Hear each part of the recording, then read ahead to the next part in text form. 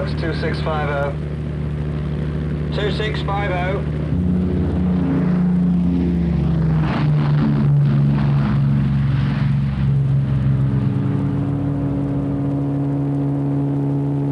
Wheels up. Wheels up and locked. Flap up. Flap up.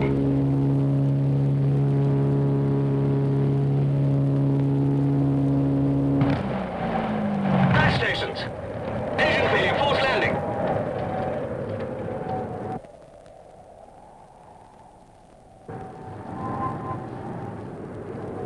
I said crash stations.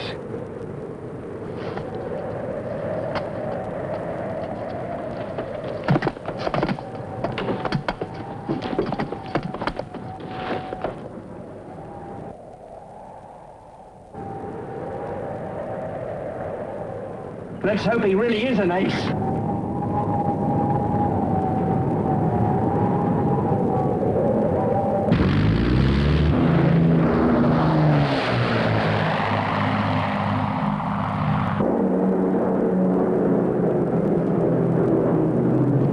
What the hell was all that about? Practice forced landing complete. Resume stations.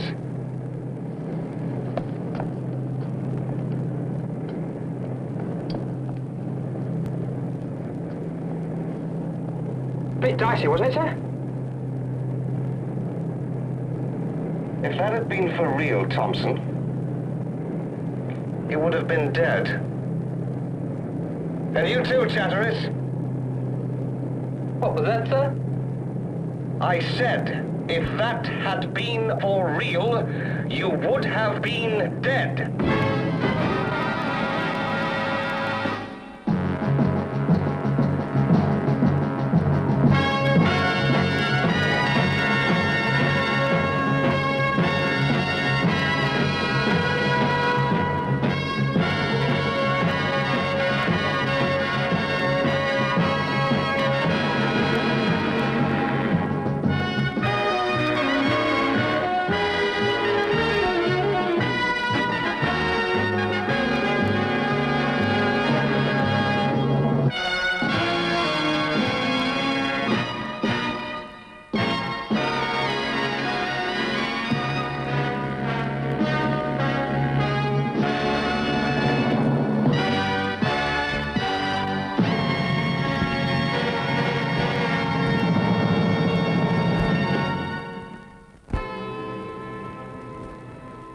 I gave them a practice forced landing and scared them to death. But the drill, that was so sloppy, so complacent. If it had been for real, they'd be dead anyway. I want to take them on ops tonight, sir. Do you? With respect, sir, I've joined you to run B flight, and I'm determined to make it the best on the squadron. So with your permission, sir, I'd like to ginger them up a bit. And I want to make a start tonight, with courtesies. Shower. Oh, I don't spur up good crews without good reason, Stanton. Curtis's crew is solid. They've been together a long time. I'd say stolid. Oh, come on, sir. It was you who persuaded me to join the Pathfinders in the first place. I was one of the first to pick up a batch of these birds. You said you needed men like me. And you do. You haven't got more than you bargained for. You know, your conceit's disgusting, Stanton. I hope you can justify it. Remember this. Morale at Oakwood is pretty high. If you damage that, I'll have you posted. Well, I can see that Curtis's chaps are keen enough, sir, and I just want to freshen them up a bit. You're starting at the wrong end of the squadron. Curtis's crew is of the best. He's been a good deputy flight commander, and he was hoping to be squadron leader. I did drop rank to get back on up, sir. If Curtis had made wing commander at the age of 23, his crew wouldn't be the shambles it is now. I think you're underestimating him. But to prove my point, you can take them on ops tonight. Thank you, sir.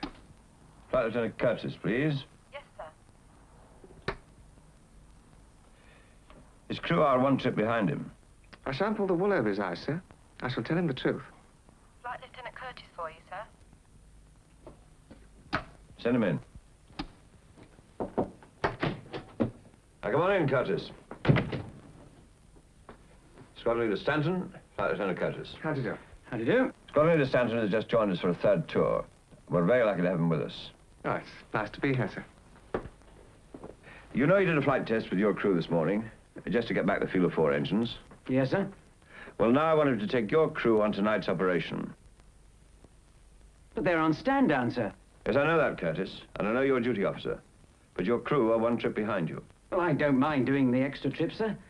We have done 17 together. Well, they were pretty slack, I thought, this morning, Curtis. I just want to freshen them up a bit. They'll be very unhappy about this, sir. And so am I. There's nothing to be unhappy about. They'll be in good hands with Stanton. He's got a big reputation, you know, one of the aces. Nice of you to say so, sir. Well, I'm not doubting Squadron Leader Stanton's competence, sir. Oh, no, I should think not. It's just that we started together and we want to finish together. We're a very good crew together, sir, and we don't want to lose that. I don't want you to, Curtis. Decision's irreversible, is it, sir? I'm afraid so. You can have them back later, old boy. Well, there's no mention of hay fever in your records, Thompson. Well, I haven't had it since I was a kid, Doc. I didn't think it was worth mentioning. No, it's like asthma. Touch of a guilty conscience. Anything bothering you? No, not really. Well, we're losing our skipper tonight. You know how it is. We've done 17 trips together. Quite a moment. Okay, button up. How are the others taking it? Well, the same, Doc. Well, it seems pointless to break us up, even for 1 trip. I mean, we work together. None of this bloody ace business. Oh, who's taking over? Well, a real brill cream boy, I reckon, sir. New squadron leader, Stanton. It's his 3rd tour. He gave us a practice force landing this morning and scared us all to death. Oh. So now it's, hay fever. I'm not trying to get out of it, Doc. You were the one that caught me sneezing. Yeah, well, there is a pretty high pollen count at the moment. Of course, there isn't much of it above 200 feet. Okay, if you say so, Doc. Fine. Bye, Doc. It's not like Mac to split up a crew. I get the feeling it's not his idea. You mean Stanton? Yes, probably sent from group by some gutless penguin who thinks we're not up to scratch. And Stanton was the ginger man. He dropped rank, you know. Got a gong or 2. Oh, yeah. I've seen enough of that rank-dropping caper. A man makes a big splash of sewing on his squadron leader's stripes, and then makes sure everyone knows he's a wing commander. Hello, chaps. Who's in the chair? I am, sir. Well, what'll it be? Just shandy, please. Shandy? Well, I'm not flying tonight, Jack, so I'll have a dirty great pint. Lemonade or ginger beer, sir? Ginger beer, please. Same again, Doc? No, thanks, old man. I think I'll stick. Pint of bitter and a ginger beer shandy, please. Well, are you chaps still clamming up on me? Treated me like a verbal leper this morning. Well, as a crew, we're not very talkative in the air. We like to concentrate on the job, you know. Thank you. Well, cheers, chaps.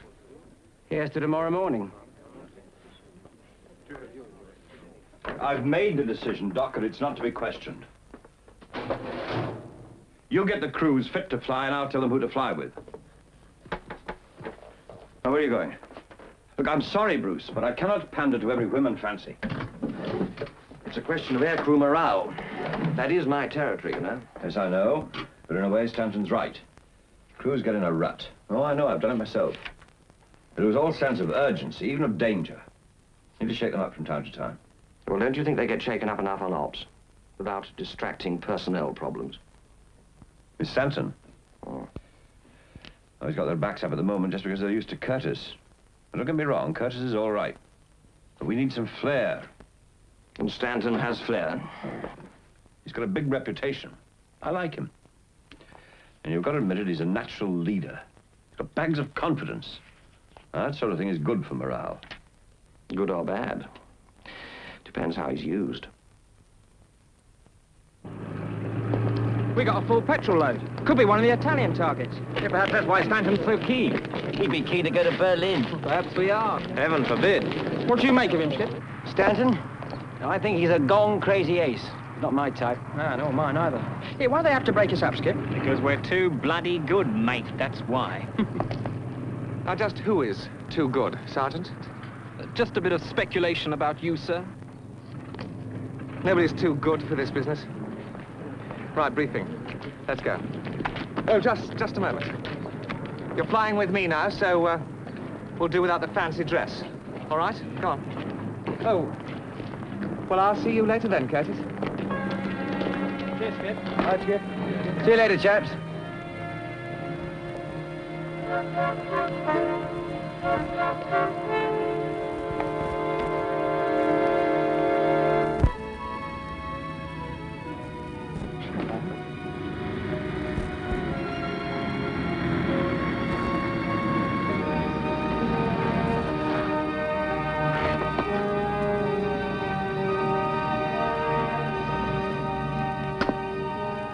For a man who's keen on going on ops, he's not too keen on getting in the kite, is he? Don't you believe it? Ground crew say he was nosing around in here all afternoon.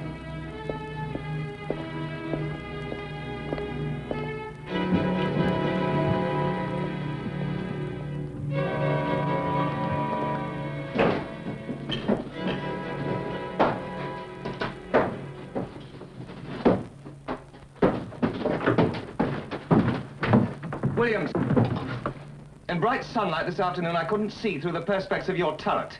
How do you expect to see fighters at night? Clean it. But I... Clean it! And stow that ladder. Bit upper.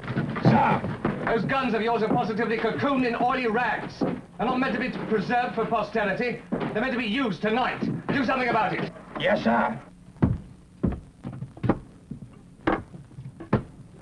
You may need those, Bishop. Stow them away before they roll into the general litter at the bottom of this shambles you call an aeroplane.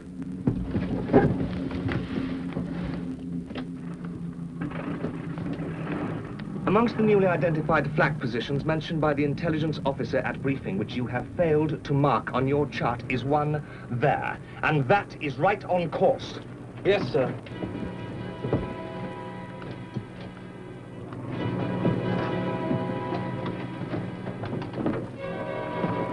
Thompson, sir.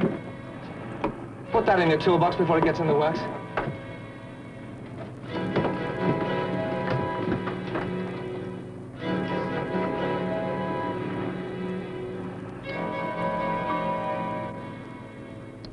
Right. Before we start, bomb aimer, Yes, sir? take some of that stale chewing gum off the forward hatch or we'll all be stuck inside. And I don't have eyes that see round corners, but I did come out to this aeroplane this afternoon to see what sort of a shambles I was stuck with, and it is a shambles. So we'll have to compensate by an airmanship performance of absolute perfection from each of you. Right, pre-flight checks, get to your stations. And Sergeant Short, don't let me catch you lying in the nose during takeoff. No, sir. Ignition. On. Contact. Contact.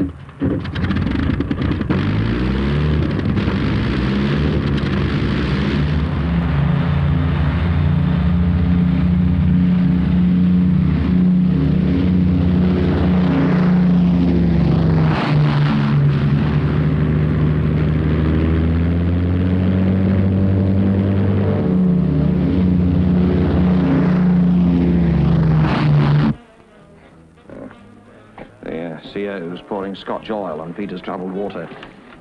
He's hopping mad over Stanton. Got a right chip on your shoulder about fellows like Stanton, haven't you? You're making a personal issue of this, sir, when it's not. Well, I think I'll, I think it's your round. if you don't mind, sir, I am duty officer. Ah, you're perfectly available here. Come on, put 'em up. See little enough of you in the mess as it is. Well, I prefer to drink with the crew, mostly. And you spend a lot of time with them, don't you? That's not wrong, surely. In moderation. Cheers. Cheers. But too much. I think you tend to lose their respect.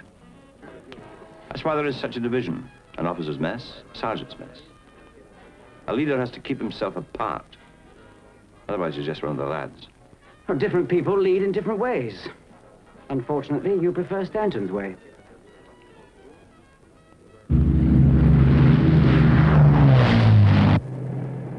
Course check, navigator. Steer 164. All right, engineer, let's have George. Automatic pilot engaged, Skipper. Enemy coast ahead. Crossing in 4 minutes. What the hell is that supposed to mean, Navigator?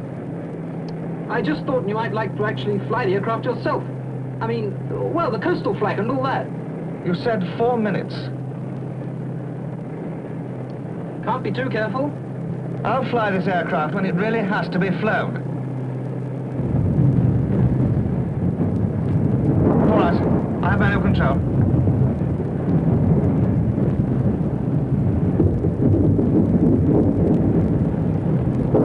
Well, you do, let's have some oxygen. Oxygen on. Check course and position, Navigator. Exactly. Yes, sir. I first saw Stanton at Riverfield. He was taking a rest between tours. His idea of a rest was to sit at the other end of the barrels for a while on night fighters. You think he'd seen enough of it after 2 main force tours? Exactly. I mean, most chaps are content to do one job well, but not Stanton. They were just beginning to have trouble with the airframes on the early buzzards. You remember they took some time to sort out the stressed skin construction? Well, a couple of them were just shattered in mid-air for no apparent reason, and, well, morale was pretty low as a result. And when Stanton arrived, he took the oldest kite they had and he threw it around over the trees in the most dazzling display you've ever seen. And when he was coming into land, he chopped one engine, made a perfect touchdown on the other. Now, that's the kind of chap we all need. Give us a boost. Fire on the starboard beam! 1,000 yards closing! 8, 6, 4, cross to starboard! Go, go, go, go, go!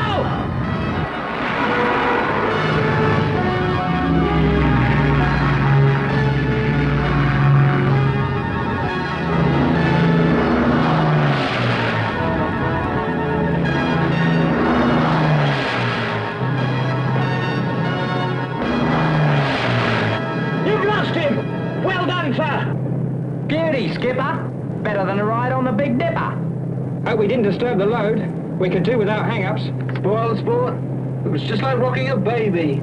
Come on, wake up then, Chatterers. Give me a new course to make up for lost time. What's the state of the fuel, engineer?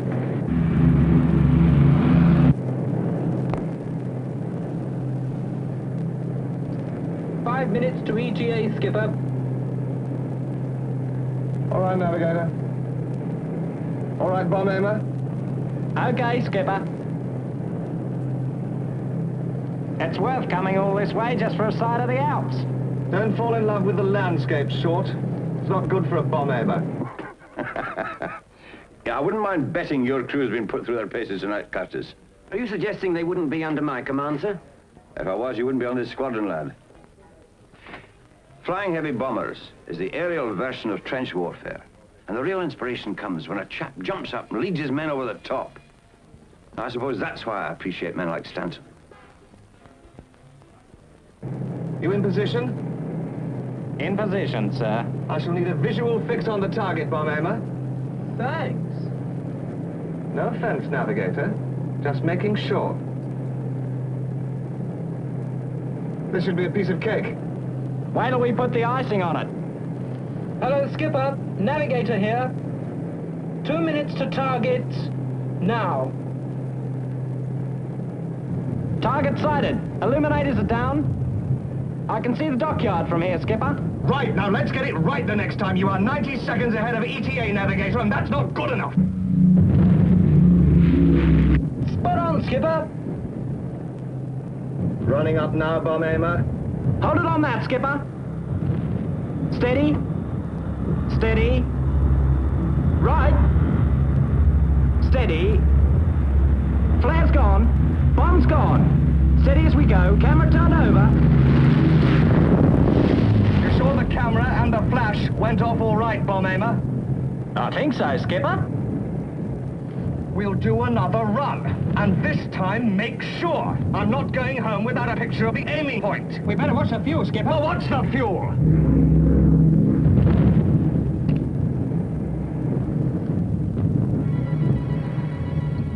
Something's burning, Skip. We'll have a look.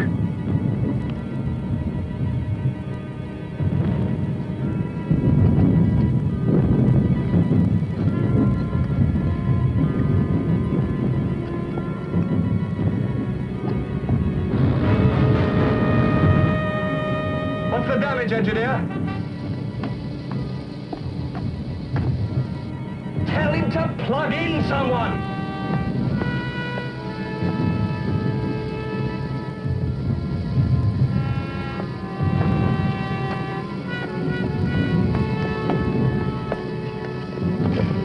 Hello, Skip?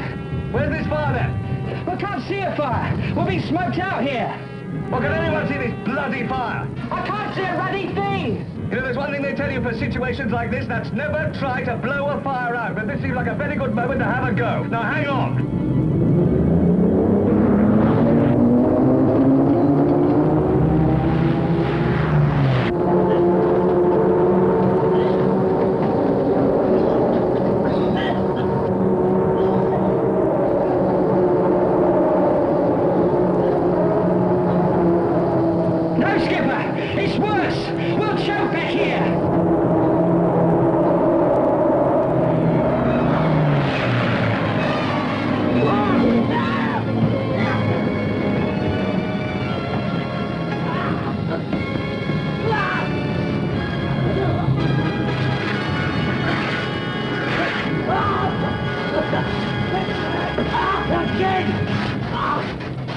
Stand by to abandon aircraft.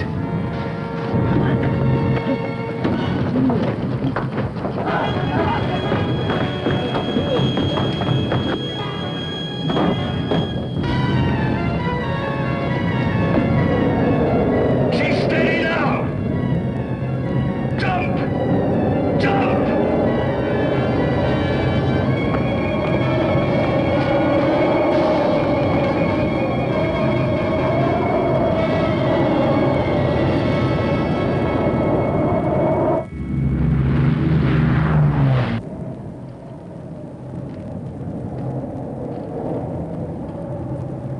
It's out! The bloody fire's out!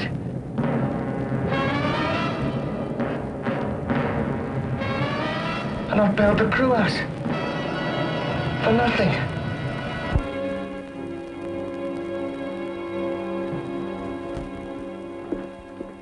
I thought I'd find you here. Oh, hello, Doc. You know, that man's intolerable when he's in that frame of mind. Well, what's he got against you? He's got nothing against me. Just found himself a new hero.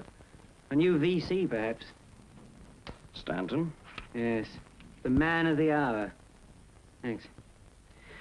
You know, Doc, I just don't understand it. The perfectly normal bloke. Perfectly good CO. Until someone throws him a piece of the upper crust. Posh accent, good pedigree, bit of superficial leadership training. And old Mac's head turns as if he's just seen some really outstanding piece of fluff. Well, he's got a very good reputation, you know. Cramble, that's why. The SO, the FCN bar, squadron leader at 22. Yes, okay. That's no reason for the laird to start treating his other men like second-class citizens. The way he was giving us all that bull in the bar about Stanton, you never think he was at Cramwell, too. Oh, he'll cool down in a day or two. It's just that he's impressed with what he calls Stanton's flair. Don't tell me. I'm sick of flair. Takes more than flair to get a Lank and its crew on ops and back again in one piece.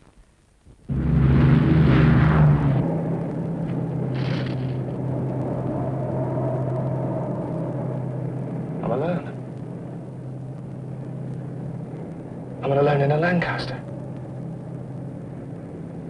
Oh, to jump. Yes, go on, jump. No, wait a minute. It's about 700 miles. But it's 20,000 feet over those Alps. In a flying wind tunnel. And it's below freezing. Yes. I must jump. Yes, go on, jump. No, hang on. Miss Thompson. Suppose Thompson saw that fire go out. Bloody good the way you got that fire out, Skipper. What made you go and jump just when you had it made? Couldn't face the music, eh? Bailed the whole crew out of a perfectly good aeroplane. Still, I won't hold it against you, Skipper. Not the way you chucked away 30,000 quid's worth of Lancaster. Just to save your reputation. No. No. And there's Curtis. Back home. Oh, God, what a triumph for him. You did what? You bailed the whole crew? My crew out of a perfectly sound aeroplane? You should be court-martialed. Ace of the base. No. No. Go on. Jump, man. Jump!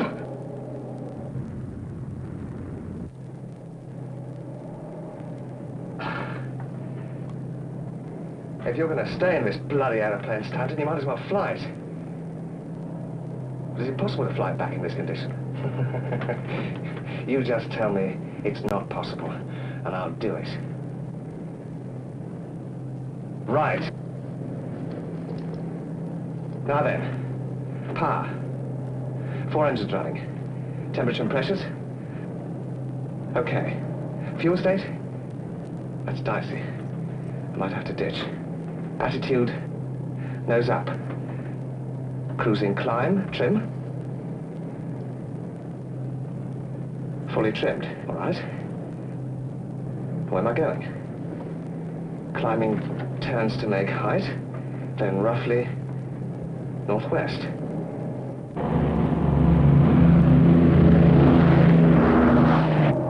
Automatic pilot. Now listen, George. You just hold her in a steady climb while I get rid of some of that excess weight and close the turret door.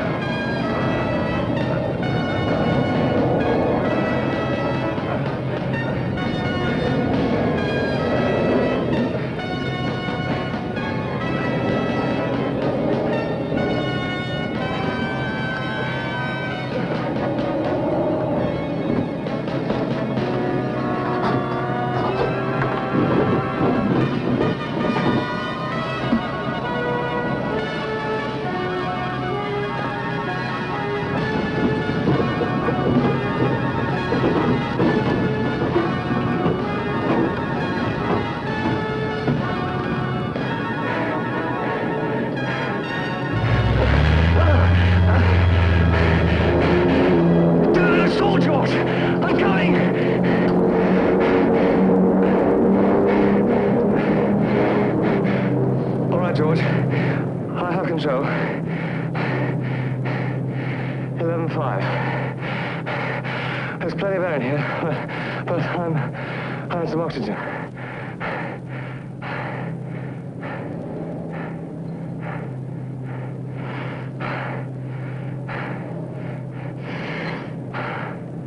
All right. I've made some height. Looks as though I might make it over the top after all. Right. Well, that's it for a general direction. Now, look. You hold it there, George, while I find out what that bloody useless navigator had in the way of a flight plan, right?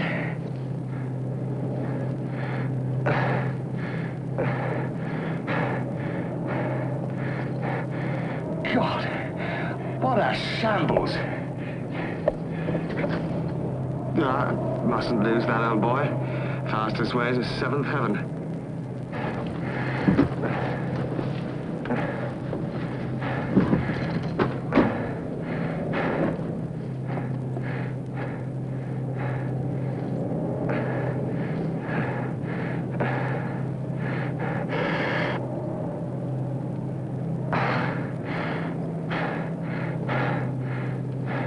Track 332, wind 225, 15 knots, course 317. Spot on. Chatteris was right for a change. Thank you, George.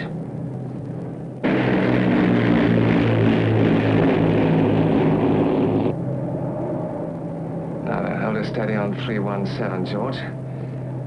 I've got to lose a bit more weight. That fuel state's going to be critical.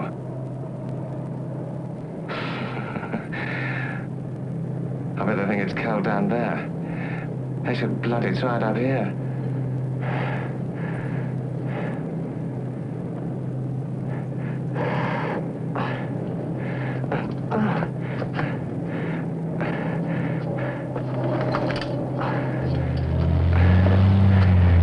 Keep it steady, George. Keep it steady.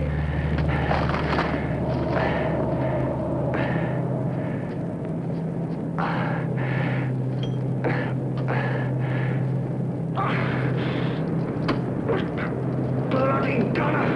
Everything is already except the release mechanism. All right, stay there. Come on, Stanton. You're slowing up. Must be the altitude.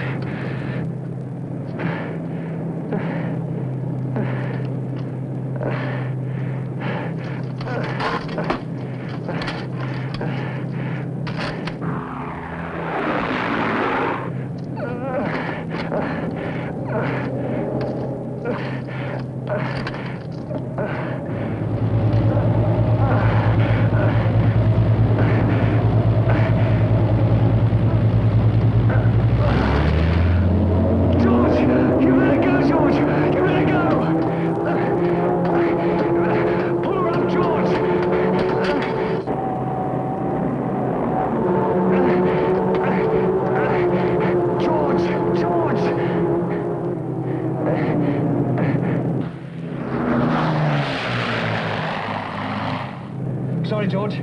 Sorry, I'm sorry. I shouldn't have shouted at you like that. After all, you're not as good as Jim Stanton, are you? I go messing around with a centre of gravity, and you haven't got the sense to correct for it. Well, I suppose we must have lost a few pounds. What with the guns and the ammo? Yes. Yes, she even feels a bit lighter for that. Don't you, Mother, eh? You're looking a bit light in the head yourself, Stanton. I should plug into main oxygen if I were you. That bottle will be running low.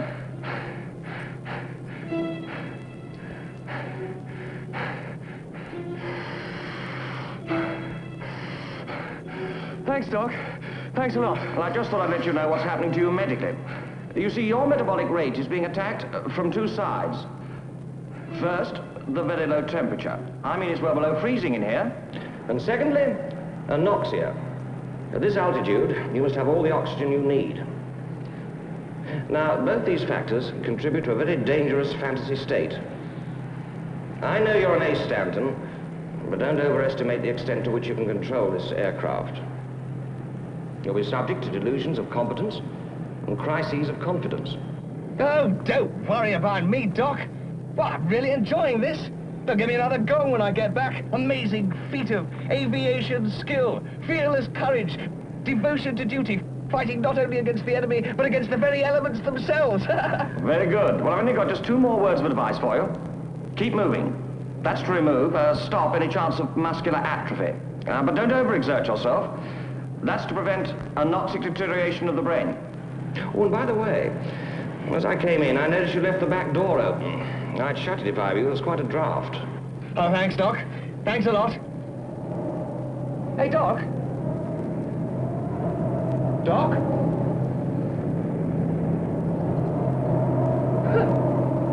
Well, he's gone, George. Yeah, it just goes to show you, doesn't it? It really sorts out the men from the boys, this kind of flying.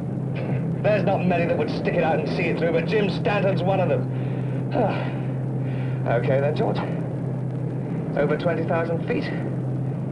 Cruising speed. Straight and level. Course still 317. Fine, George. Now look. You hold her there while I go and close that rear door. Yeah. Not a bad idea, the Doc.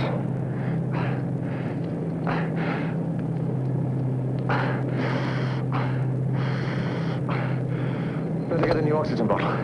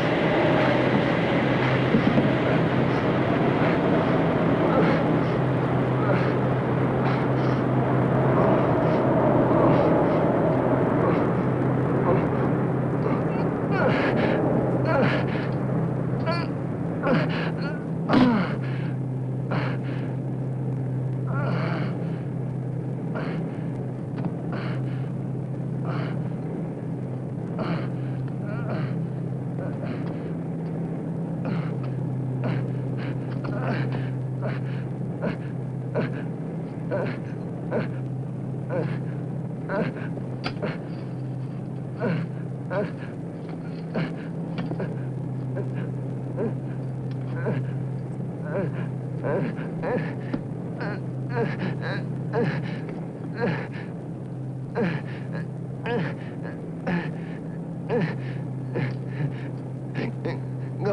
it's hot. No, it's cold. Should be cold.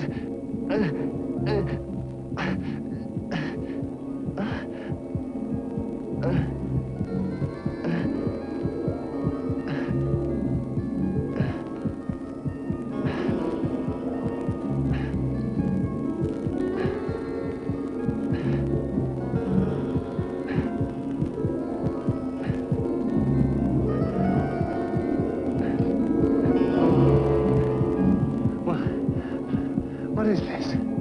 This, Squadron Leader Stanton, is a courts-martial. Well, what's the charge? Lack of moral fiber. Lack of moral fiber. I shall read the charge. The charge is that on the night of September the 23rd, 1943, you, Squadron Leader James Stanton, DSO, DFC, and BAR, did deliberately order your entire crew to bail out of a perfectly serviceable aeroplane in the knowledge that they would face certain incarceration in an enemy prisoner of war camp, and in the hope that you yourself would gain praise, promotion, and reputation and decoration for the pseudo-achievement of flying an empty aircraft single-handed under hazardous conditions. We were on fire.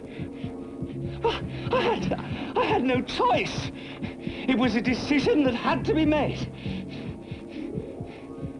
I made it to save life. Your lives. I shall call for statements from the crew, beginning with the flight engineer. Flight Sergeant Thompson? Sir? You will make your statement about the source of the alleged fire. On our third run up to the target, I smelled burning in the flight deck. I went back to investigate and found the source of the fire somewhere below the main spar. It was my opinion, sir, that the fire was caused by one or two marker flares, which were dislodged during a previous reckless and unnecessary maneuver, and which had failed to drop from the bomb bay on release. Our third run over the target was made at far too low level, and the barometric fuses of the flares caused them to ignite inside the aircraft. Well, how was I to know? Did you communicate your theory to the captain of the aircraft? There was no time, sir. We were ordered to jump. And you jumped? Yes, sir. Squadron Leader Stanton had been at pains to convince us in the course of the day that he was not in the habit of having his orders questioned. He knew best. He was an ace, sir. Thank you, Thompson. Flying Officer Chatteris? Sir? Previous witness mentioned unnecessary and reckless maneuver. Have you a statement to make about this? Yes, sir. We had crossed the enemy coast when the captain began to take severe evasive action from what he claimed was an enemy fighter. He executed a series of maneuvers which far exceeded the limitations of the airframe. I gained the impression that the primary purpose of this was to demonstrate to his crew his aviation prowess. What about the fighter? It was never sighted. What? Gunners, did you observe any enemy aircraft? No, sir. They're lying, Curtis. Sir, they're lying. Well, they know perfectly well there was a night fighter. You, Chatteris, you were impressed with the maneuvers. You said it was like rocking a baby. I did warn him about the danger of hang-ups, sir. This is a farce, sir. They're just getting at me because I'm good. Because I came into their cozy little crew. Into your cozy little crew, Curtis. Curtis! Curtis, take off that fancy dress and get the hell out of here! All of you! All of you, get out! Abandon aircraft! Jump! What the hell was that?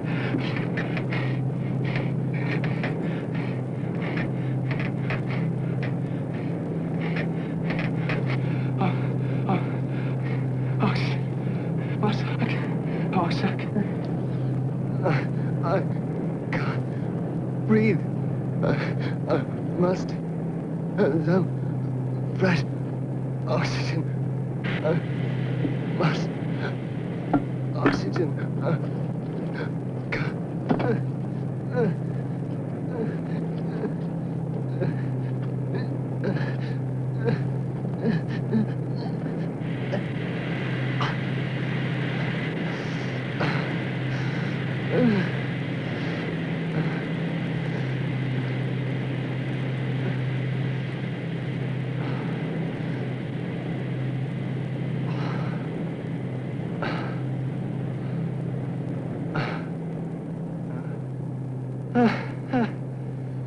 Seventh heaven. Hey, Doc. That was hell. And St. Elmo saved me. St. Elmo's fire. Good old St. Elmo. Good old gremlins. According to the book, the corona discharge originating from an aircraft may result in a lightning discharge which may temporarily blind the pilot. Yes. Yes. Right. Okay, St. Elmo. You're on. As a patron saint to Jim Stanton. I could do with a bit of help up here. Right. Right, George. Down we go.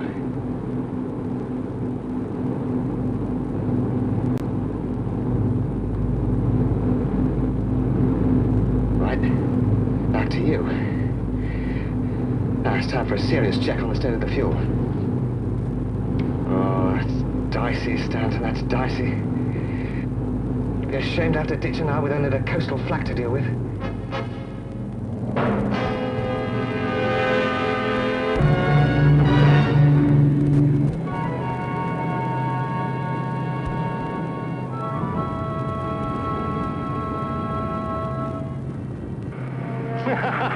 Enemy coast behind me, and the flagmen all gone home.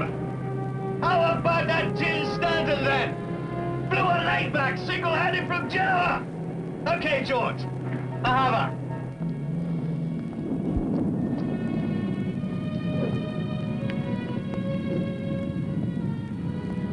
All back except Stanton, sir.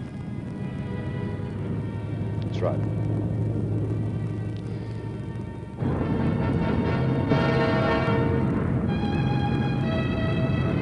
Don't you run out on me now.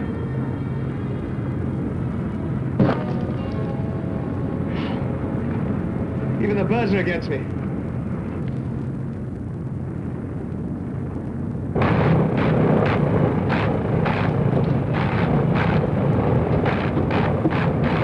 Out of fuel.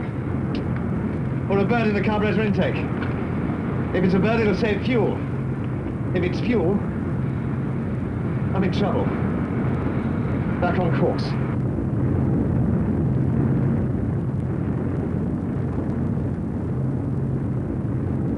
Beehive Mother, do you read? Beehive Mother, do you read? Mother Beehive, receiving you, strength 5.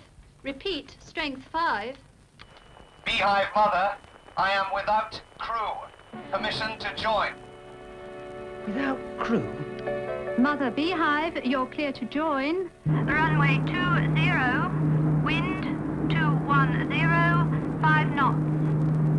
Beehive Mother, turning finals now. Right. Undercut. Down. Green. 20 degrees of flap. Turning onto 20.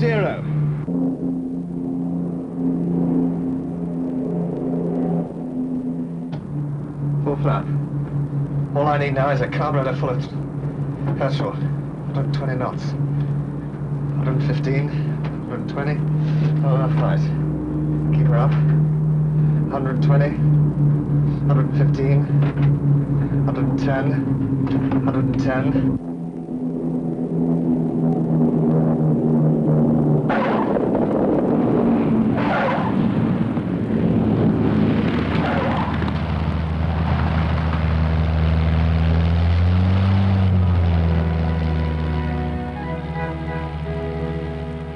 Mags off.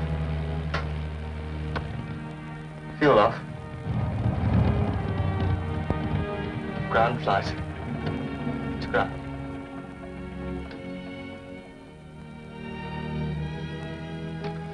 Bloody good show, Tim Stanton.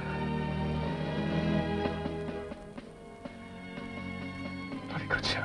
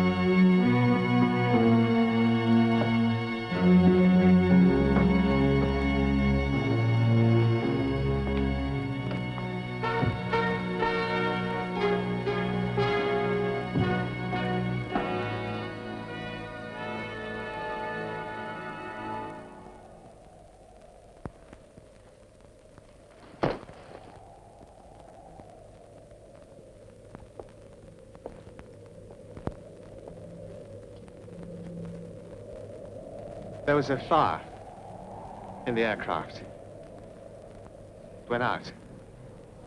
I got them away safely, Peter.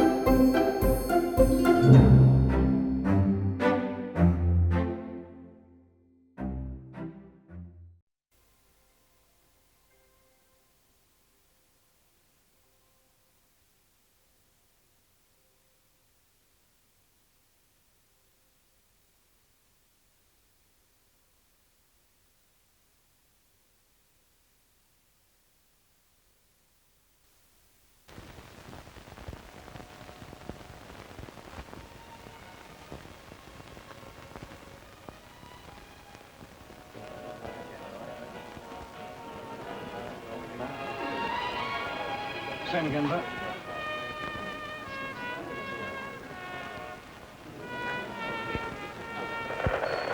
Germany calling, Germany calling.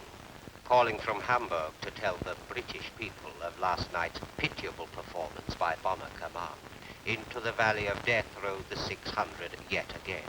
So what need has the Luftwaffe even to commit itself to battle when Paris the Butcher so wantonly hurls his precious crews to destruction against the very elements themselves. Too near the knuckle, Ho-Ho, too damn near the knuckle. To waste its strength when the RAF itself sent over 600 bombers into the cloud and fog of the North Sea last night. More than 100 of them crashed, either out of fuel in the sea or in desperate attempts to return to their fog-bound bases. Usually he's the funniest chap on the air. Funnier than Tommy Handley, even.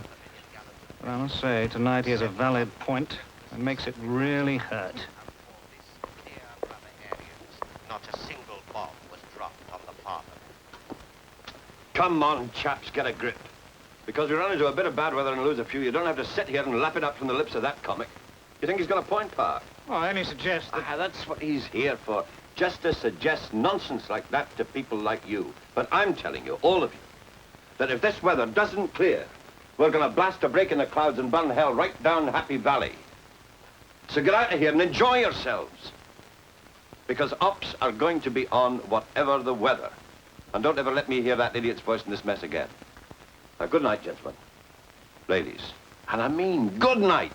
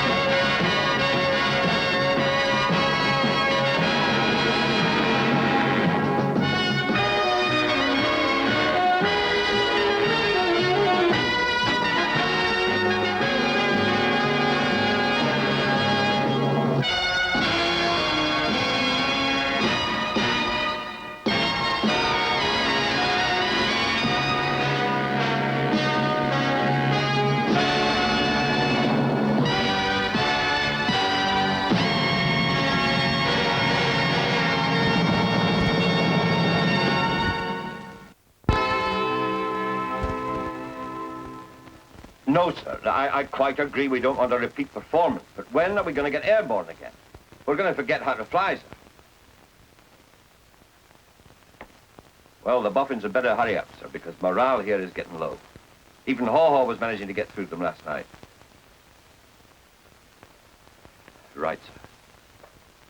Thank you, sir. Goodbye. What is it? Squadron navigation officer to see you, sir. Send him in.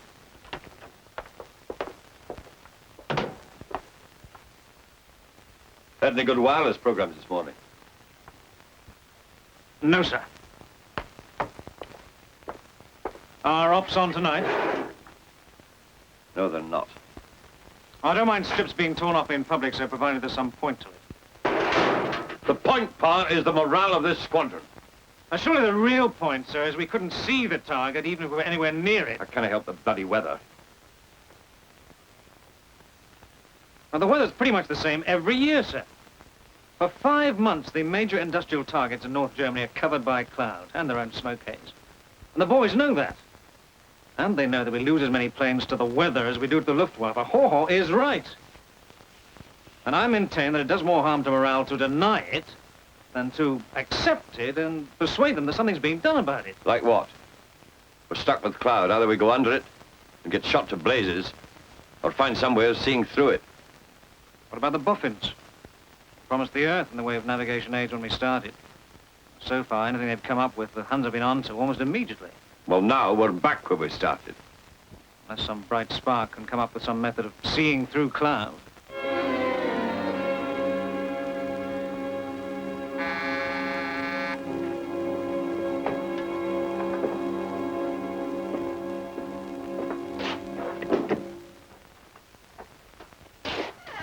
Thanks, Martin.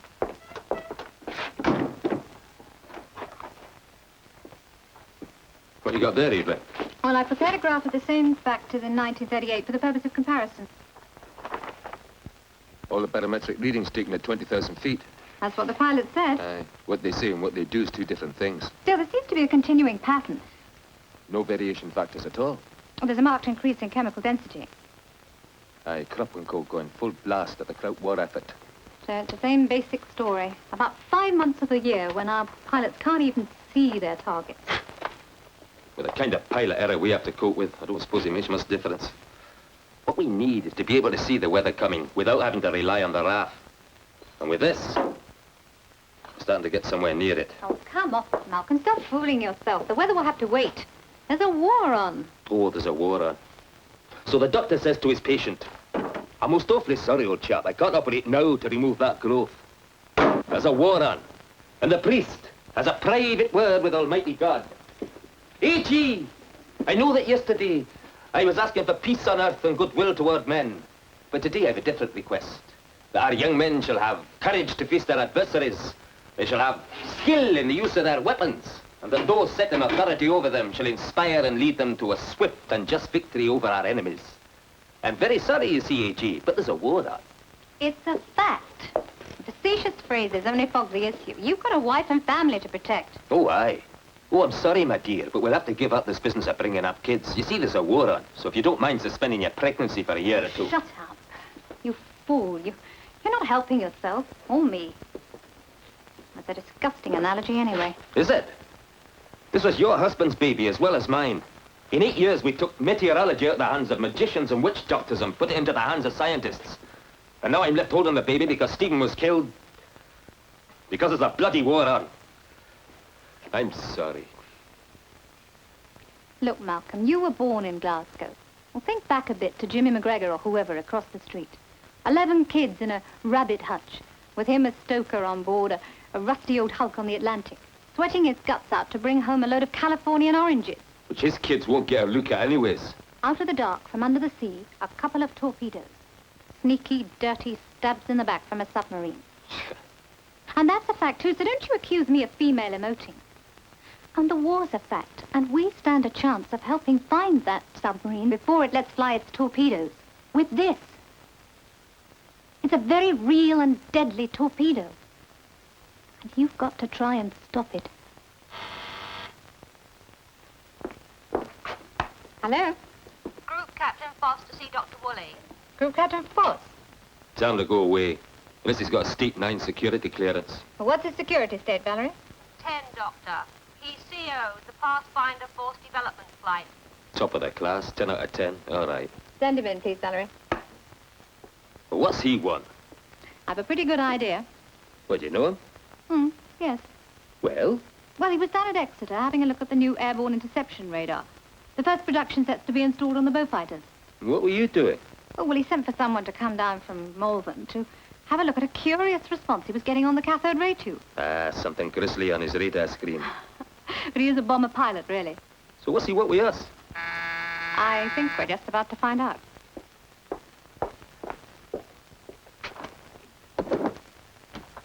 Oh, come in, Group Captain. Dr. Roberts. And, Dr. Woolley. Yes. Oh, don't mind his manners, he just doesn't have any. What do you want, Force?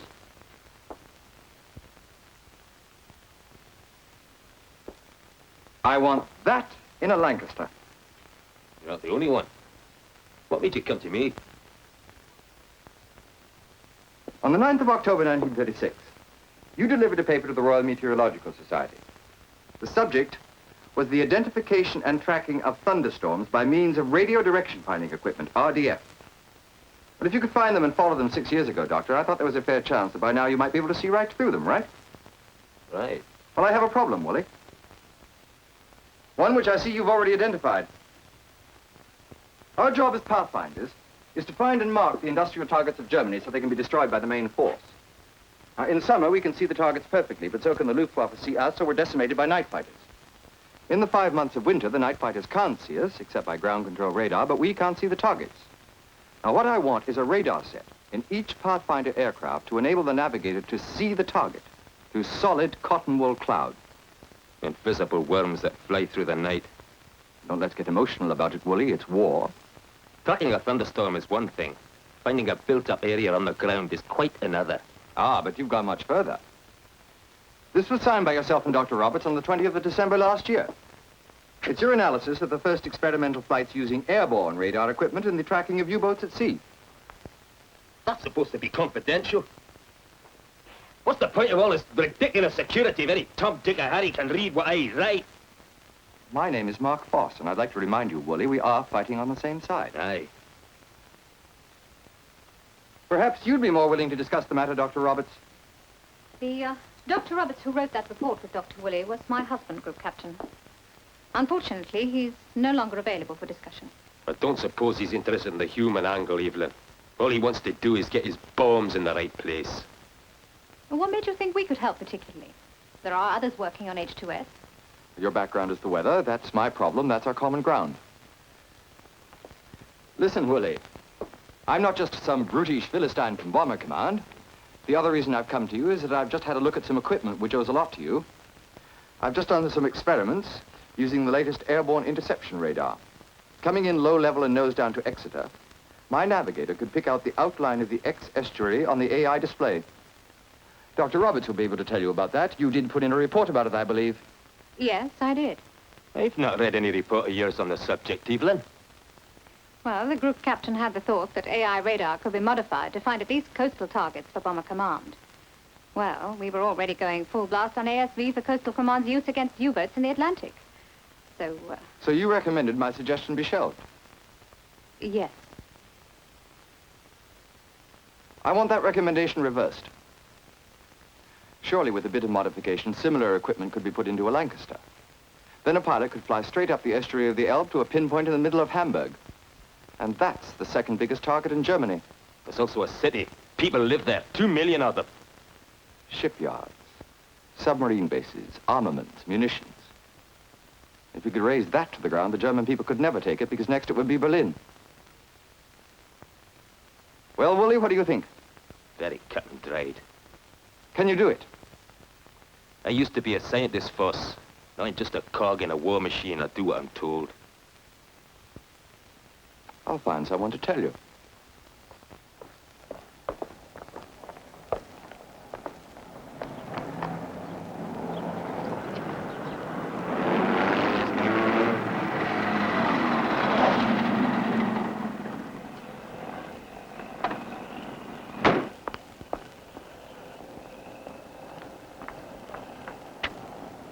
Why are you always in such a hell of a hurry, Foss? Sir, it's a matter of extreme importance. I'd like to talk to you, sir. Well, I hope it is important. It is.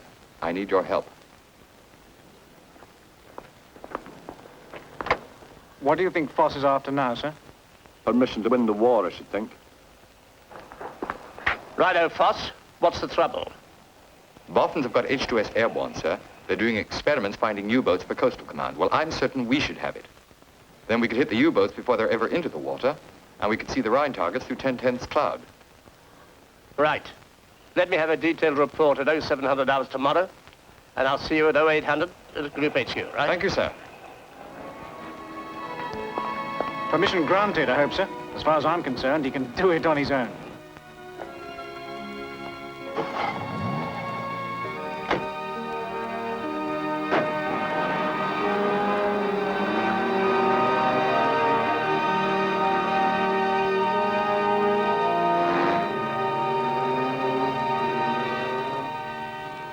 Very interesting, Foss. Very interesting. Did you actually ever see the signal on the AI display yourself? No, sir. That was my navigator. But he was an experienced navigator. Oh, very. He wouldn't make a mistake. But he would know the X estuary well. I mean, he'd know what to expect to see on his radar display. That was just the germ of the idea, sir. I got someone down from Telecommunications Research Establishment at Malvern to have a look, just to make sure it wasn't a freak. The point is, if we could get hold of the equipment, then we could train Pathfinder navigators to recognize targets on the radar display screen. Right. Now, this report. I've got 5 points. First, the equipment's already being developed for coastal. We're in danger of losing the Battle of the Atlantic, Foss. We shouldn't in any way interrupt the coastal program. Best way to interrupt it, sir, would be to make it unnecessary by destroying the shipyards where the U-boats are built. Hypothetical. Point 2. Overland results. In experiments using the Klystron valve have been disappointing. The news magnetron. Point 3. The magnetron valve is the one vital factor that puts British radar ahead of the Germans. Cabinet directive prohibits its use over enemy territory. Now give magnetron to the Germans, and they'd have the key to our entire RDF systems. Offensive and defensive. Attack is the best means of defense. Chief of the Air Staff needs more than an old adage to reverse cabinet policy. Point 4. Our own listening stations picked up H2S signals from experimental aircraft while they've still been on the ground.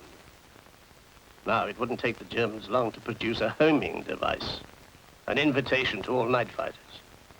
There's a countermeasure for everything in this war, sir. It wouldn't take the Boffins long to come up with something. Point 5. The American technical people have made a complete study of the whole H2S program. They find it unscientific and unworkable, and recommend that all further work on the project should cease immediately. And you can bet your bottom dollar, sir, that it's the most valuable invention of the war and one which deserves to be back to the hilt. When this war's finished, there'll be H2S or something similar in every ship and every aircraft that's built. And it's a British invention. Let's get on with it and keep it that way. Who is this boffin, Voss? Have you got shares in his business? I find that an extremely offensive remark, sir. Just about as offensive as the extremely offensive remark you made about our American allies. I'm sorry, sir. Anyway, I'd like to hear more about this man. What story has he sold you? Dr. Malcolm Woolley, sir, a meteorologist. He really just wants to be left alone with his clouds, but he's doing experiments on H2S for coastal. I had to drag the story out of him. Copybook boffin, eh? Ill-mannered, scruffy, bolshy. I shouldn't wonder if he wasn't even a socialist. But he's got the brains and the system we need to hit the Hun where it hurts most, in the heart of his biggest industrial cities. So, what do you want from me? An order, sir. One that'll spring him and his equipment out of his lab and into one of our Lancasters. And what about the coastal efforts? They have plenty of people working for them, sir. And Woolley's the man for us, I'm sure of it. Just for experiment, sir. Within the United Kingdom, of course. The magnetron valve. It will produce 10,000 watts at a frequency of 3,000 megacycles per second. This is the first-class ticket for British radar. Without it, the Germans don't even travel on the same train. At a range of 20 miles, and we hope to get it up to 30, the radio signals from H2S can pick up a response from even the schnorkel of a U-boat. The magnetron generated signal is strong enough to bounce straight back to the cathode ray tube presentation in the aircraft. But if the magnetron can pick up a schnorkel, surely it can pick up signals bouncing back from a built-up area? Houses, factories, even land masses? The magnetron has one disadvantage, which is also its greatest strength.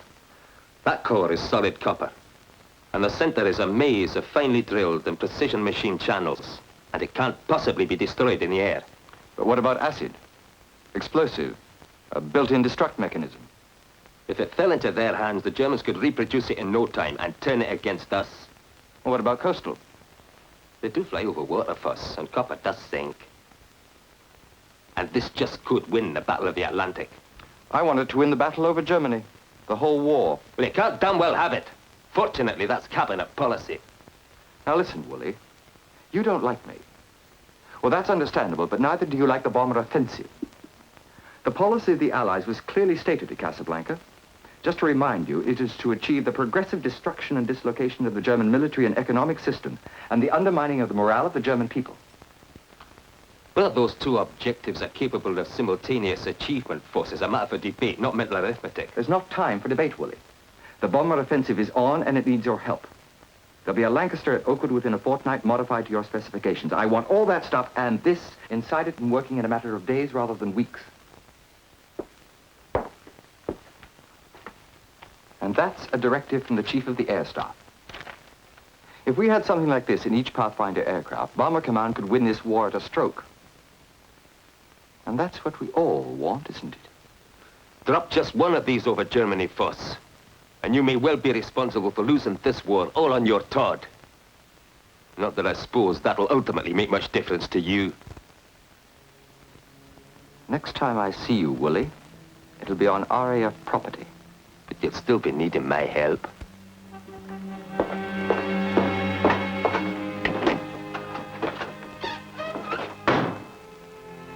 Well, How'd you fancy living with that? I think we're going to have to get used to it. What? We're moving, lock, stock, and barrel, to RAF Oakwood.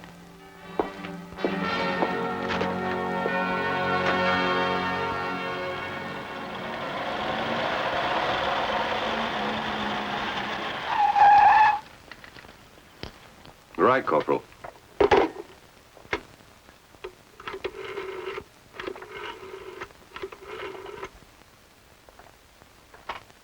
Sir, McPherson here. There's a couple of your boffins at the gate of the development flight waiting to be let in. Now, the corporal says they're rather displeased, sir. Listen, laddie, we're only the bloody scientists. Where the hell's Foss?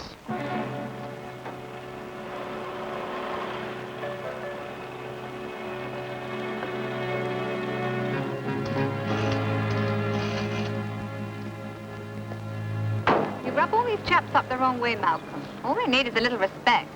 The trouble is, I see that Foss in every damn uniform.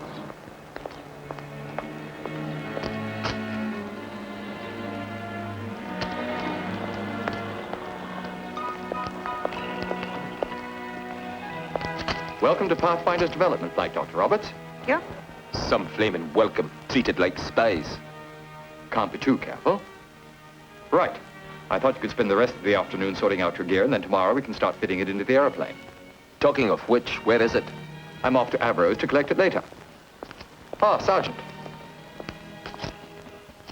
Sergeant Williams will show you around the workshops and help you find any of your gear that might have got mislaid. Then he'll take you around to the mess where you'll find your personal accommodation. Thank you. Is there a bar? Yes? That's where I'll be. Right. See you later, then. Right. TTFN.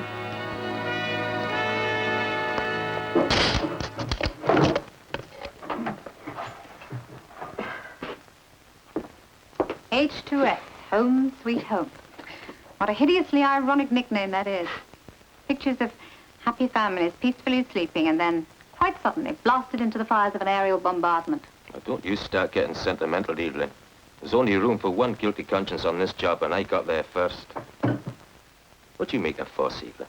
Well, a bit more than you, I think. Aye, it's more your class, you'd understand each other. Oh, come off it now. No, I mean it. I can't see him for prejudice. You tell me, I want to know. Well, he's a born winner. Like you, in a different way. Just what is he winning? Oh, this war, for a start. He's the kind that will win it. Oh, with the help of your kind, of course. And he knows that, just as he knows the bombing business. After all, he's a household hero, and he's certainly earned his reputation. He's a successful man. I don't trust successful men. All successful men do. Anyway, he wanted you, and he's got you. And he knows you'll do a good job because you can't help it, despite the fact that you hate the sight of him and his job. Oh, I think he's got your measure, Malcolm. Enough to make good use of you, anyway. What about you, Evelyn? What about me? I sense a fine-tuning of your emotional RDF. He's got some kind of hook into you, love, hasn't he? He has a certain amount of my respect. Well, I certainly respect him as a pilot, sir. You put in quite a lot of hours together. Yes, I did my first main force tour with him on Wellingtons, and then my first Pathfinder tour. Did you enjoy it? Well, enjoy is hardly the word, sir. Flying with Foss is like flying with a permanent automatic pilot. He's an efficient piece of machinery. He never makes a mistake. He's a superb technician. You got on all right together? I respected his flying, and I think he respected my navigation. I did that all right. He wants you to join him again. He says you're an instinctive navigator, the best he's ever had. In this new development flight, sir? Yes, it means that you'd have to come off ops during the middle of the tour. Now, how do you feel about that? Well, naturally, I'd rather finish with my crew. He's developing a new radar device that he's convinced is going to revolutionize air navigation. He wants you to be in on it. Have you heard about it? No, all I know is we need something. Well, the Boffins are fitting it into a modified Lank. They're already here. Foss is bringing the Lank in tonight. And when do you want me to start? Tomorrow. Tomorrow, sir? Might as well make a clean break. Well, you don't waste much time. There's no time to waste, Pa. Right, you're here because you're the best navigator in the business. Thanks. But now you're at the bottom of the new league. A new form of navigation by radar. Oh, we certainly need it, sir. Well, it's pretty rudimentary at the moment. What we've got to do is prove that it can work. Will we be able to blind bomb with it, sir? Through 10/10 cloud, and its range is limited only to the range of the aircraft. It's called H2S, and what it'll do basically is present you with a map of the ground underneath you to a range of about 20 miles. Sounds a piece of cake. It's not as easy as that. That's why I need you. The image on the screen is pretty fuzzy at the moment. It's going to take someone who knows where he is from experience and knows exactly what every target looks like on the ground.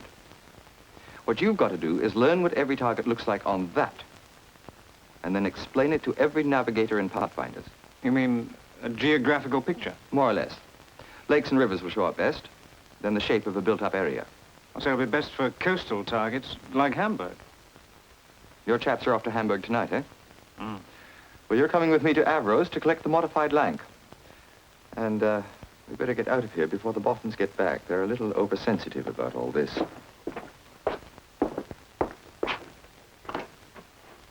But if they can make it work for us, Pa, then Hamburg really will be a piece of cake.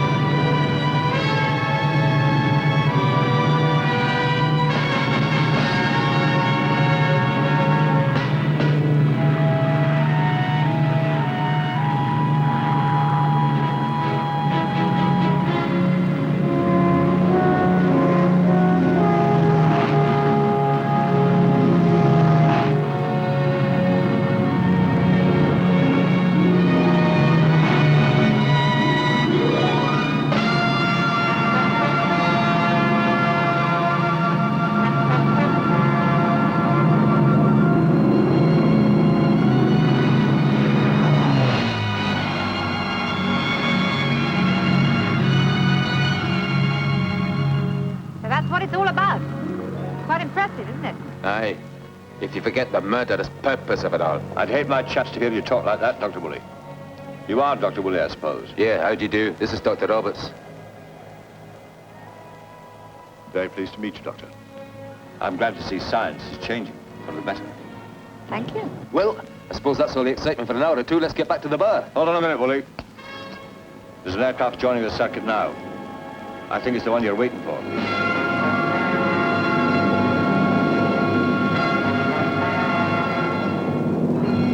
You've got to make this thing work, Doctor.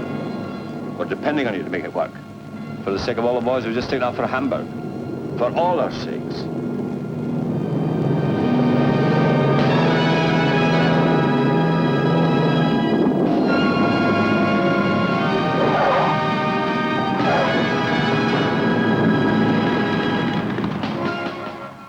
See that, Doctor? As soft as a mouse's instinct. Force is that good, is he, Wing Commander? I'm afraid he is.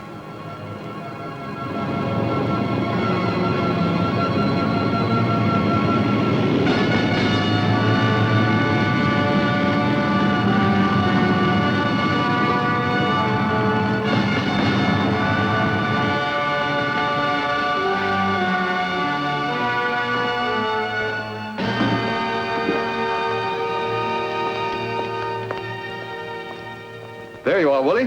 Just what the doctor ordered. Now let's get on and make it work.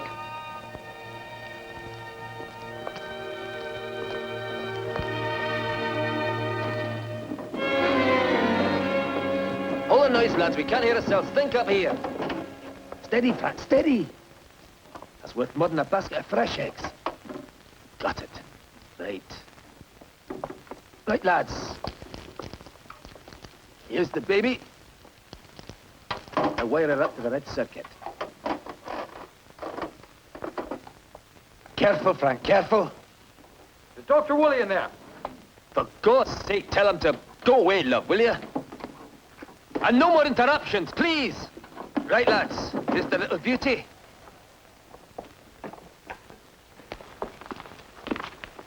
I've just had a note from Woolley. We're 24 hours behind schedule, and he says test flying will have to be put back for 1 day. That's impossible. What's happened? An unexpected bonus group, Captain. An improvement. I wish you could get this across to Woolley, Doctor. The point at issue is not some marginal improvement on the performance of the equipment, but whether we're permitted to use it at all. The improvement is considerable. The TRE people of Malvern have increased the power output on the magnetron by 2,000 watts. They can increase it by 20,000 or whatever. But unless I've completed a flying program and reported on it by the 28th of November, they'll have been wasting their time. And mine.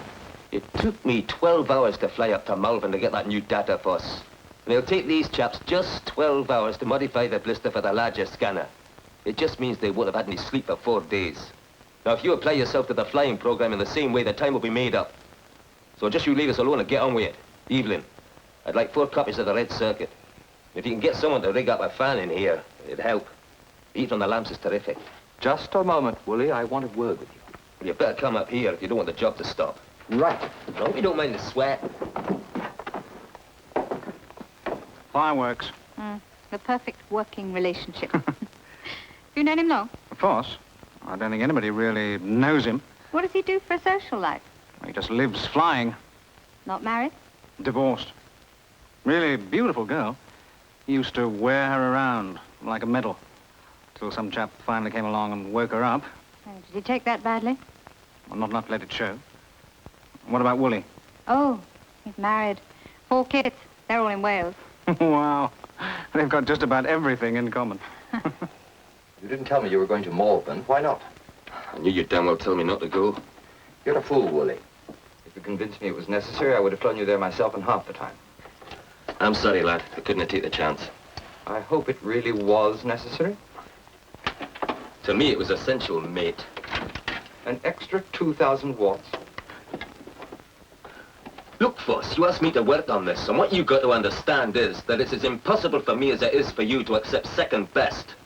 2,000 watts represents an effective increase in the range of this equipment from 20 to 30 miles. It also means a wider angle of scan and clearer definition on the tube. And for your navigators, that means a clear and accurate picture of Hamburg rather than an indistinct blur. And in human terms, that gives you a chance to bomb factories rather than housing estates. And that, boss, is essential to me. My, that does sound promising. Oh, it is. And first of all, you've got to persuade them to let you fly magnetron over enemy territory.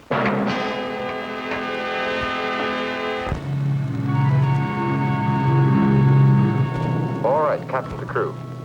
The intended purpose of your flying to the Shetlands for this last flight of H2S trials is for us to be able to navigate by H2S all down the east coast and bomb the range of Reculver in Kent. We are not going to do that. We are going to make a deliberate navigational error.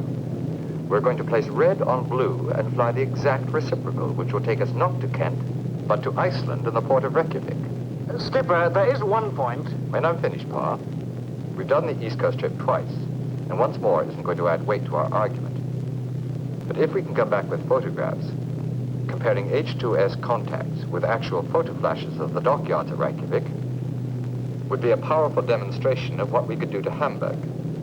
Good navigation tonight, despite the basic error, could change the whole pattern of bomber offensive. Sir. All right, Pa, what is it? You know that's not the kind of error I could make. I've got a reputation too, darn it. And it's as an instinctive navigator. I don't darn well rely on figures alone. I've never put red on blue, and I never could, because it'd feel wrong in the seat of my pants. I'll take full responsibility. But they know you're not an idiot either. Thank you. But as soon as it's proved its point, we've got H2S in volume production for Pathfinders, I'll tell them the error was deliberate. But there is another point, sir. We're not supposed to take magnetron outside territorial waters. We're making more than a mistake. We're ignoring a directive. If we don't get H2S, Pa, you might just as well pack up and go home. I'd prefer to go down fighting.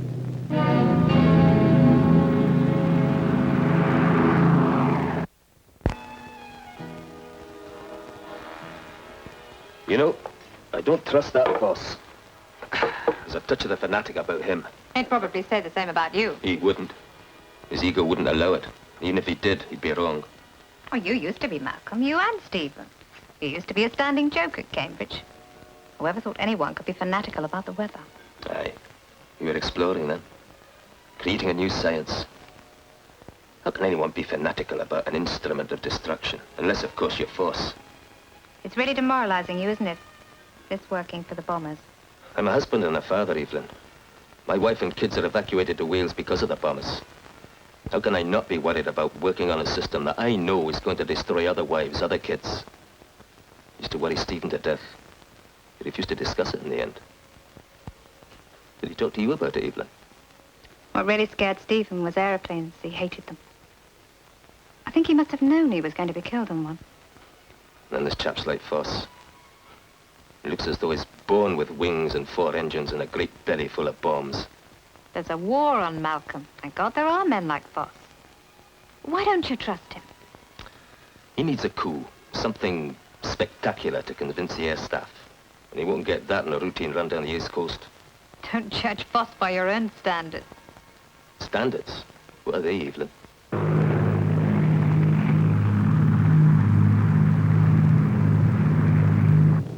Approaching target on 349. Height 18,000, speed 182. There's thick cloud at about 10, navigator, so we won't get a photo flash, but make sure we get a good picture of the screen. I want one good shot of the coastline at 30 miles, and one of the aiming point at moment of dummy release. New course, Skipper. 347. I have Reykjavik very clear. Range 30 miles. Nice picture. Over to close range now, Skipper.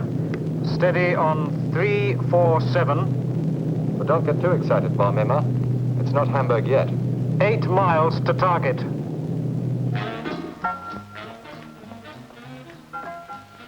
He should be about to bomb Recover any moment. Aye, if Foss is going according to the book.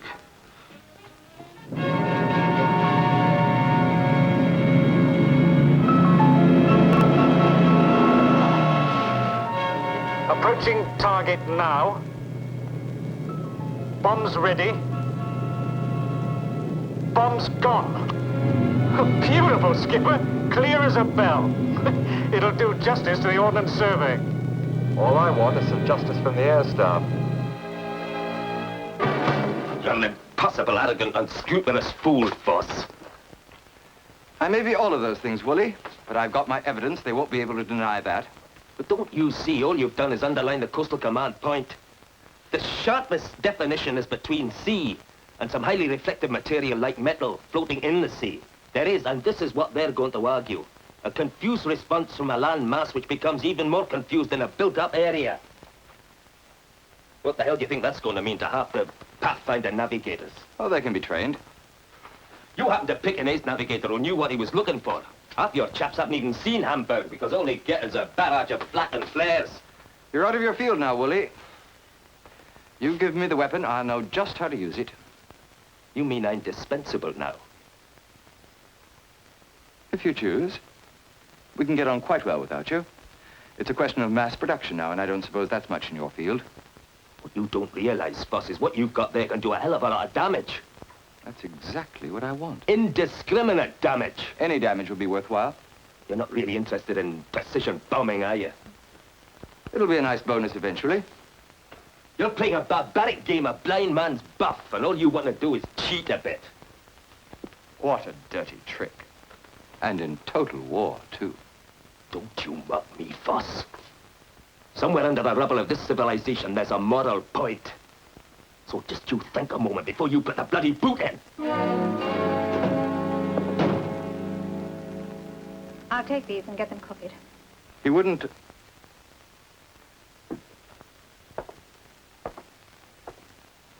He wouldn't go so far as to actually destroy them, would he? I don't think he's interested in cheating, Group Captain.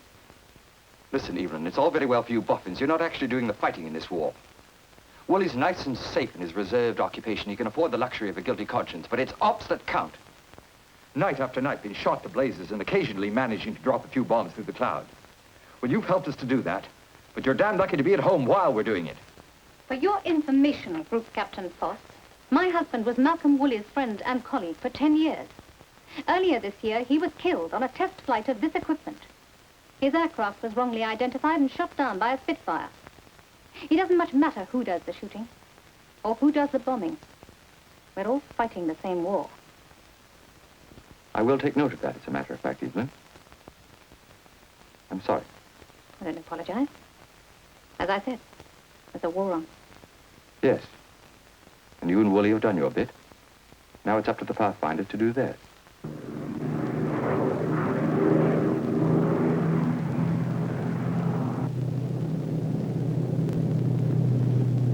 Turning point 15 miles northeast Heligoland, sir.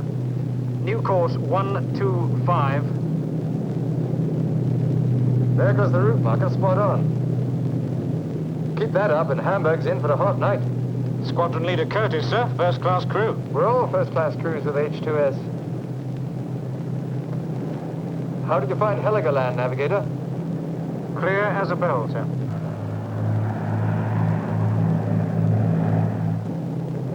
Himmelbett radar station.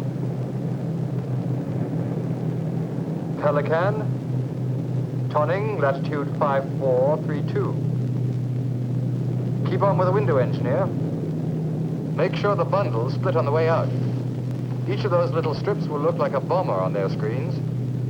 According to their radar, there'll be about 8,000 bombers heading for Kiel. I have a clear picture of the Ida estuary, sir. Steady as you go, 125. Next turning point, 30 miles southwest Neumünster. New course will be 160. And the panic will begin in Hamburg. Shipyards, submarine bases, armaments, munitions. If you could raise that to the ground, the German people could never take it because next it would be Berlin. Well, Woolley, what do you think? Turn on to 160 for target run. Not much sign of night fighters yet. That's probably gone to Kiel. If the window's working, they should be chasing 20,000 imaginary bombers by now. A clear response from Elmshorn, sir. Spot on. Maintain 160.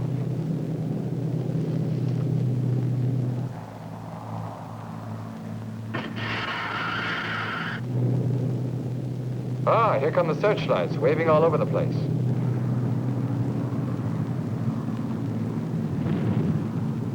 Keep on with the window, chaps. I think you've knocked their radar out completely. And the flak, too. They've got no range, no direction. Hamburg really is going to be a piece of cake. Look at that master searchlight, chaps, waving about all over the place. H2S does not pick up searchlight beams.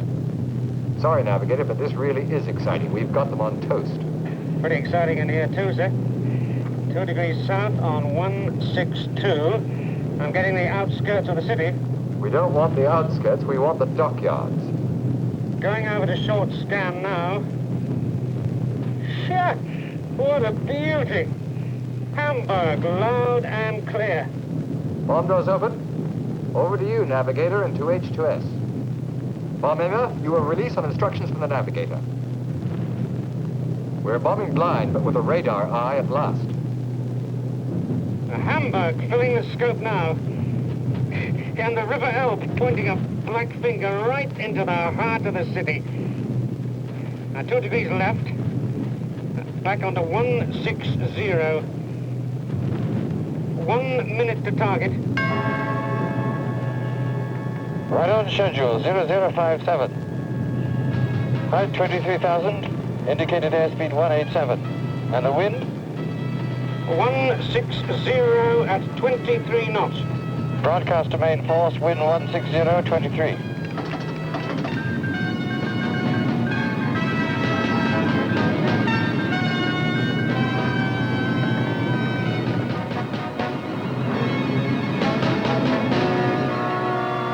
Steady. Steady. Right. I have a clear response from the dockyard area. And steady. 10 seconds. Steady. Release bombs. Now.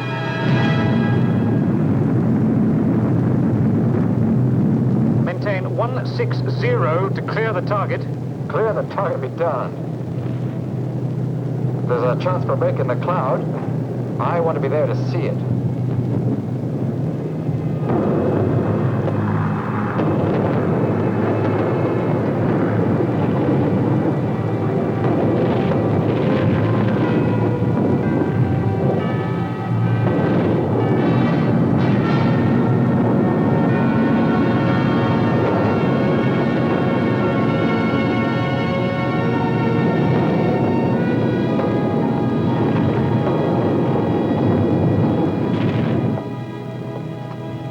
Plug in, navigator.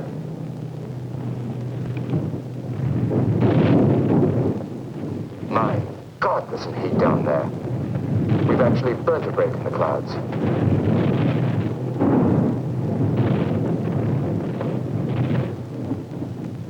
The second biggest city in Germany. We've been waiting since September 1939 to see that. Looks pretty horrifying. I hope they don't do the same to us.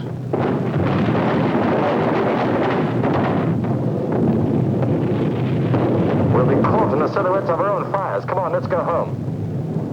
Home, sweet home. This is the BBC Home Service. Good evening, everyone. Here is the 10 o'clock news. A major victory has been won by the Bomber Command of the RAF.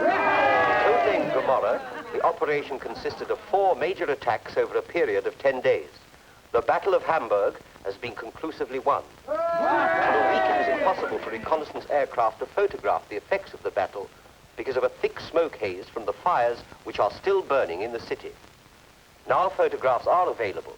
They reveal that 75% of the city of Hamburg is in ruins. The battle has been a vital step in the process by which the Allied air forces are gaining superiority in the air over Germany. It has been a significant battle, too, for British scientists, who have placed in the hands of Bomber Command 2 new secret weapons which have brought the Luftwaffe defenses to their knees. On the Eastern Front, the Russians have halted Turn it down a bit, will the you? summer offensive at Ons. Now, I'll have some pictures for you in the morning. Believe me, they are staggering. It's all cause for celebration. But before you drink this place dry, let's have a word for Drs. Roberts and Dr. Woolley and Group Captain Foss of the Pathfinder's development flight, who have all done so much to make this victory possible.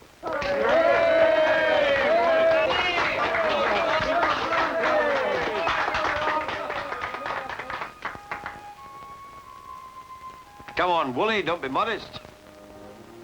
What's the matter? He's asleep. He's had a bit too much to drink. It's gone to his head, has it? I knew he'd crack before we'd finished. There are some kinds of success some men would prefer to do without. This is such a success. And Woolley is such a man.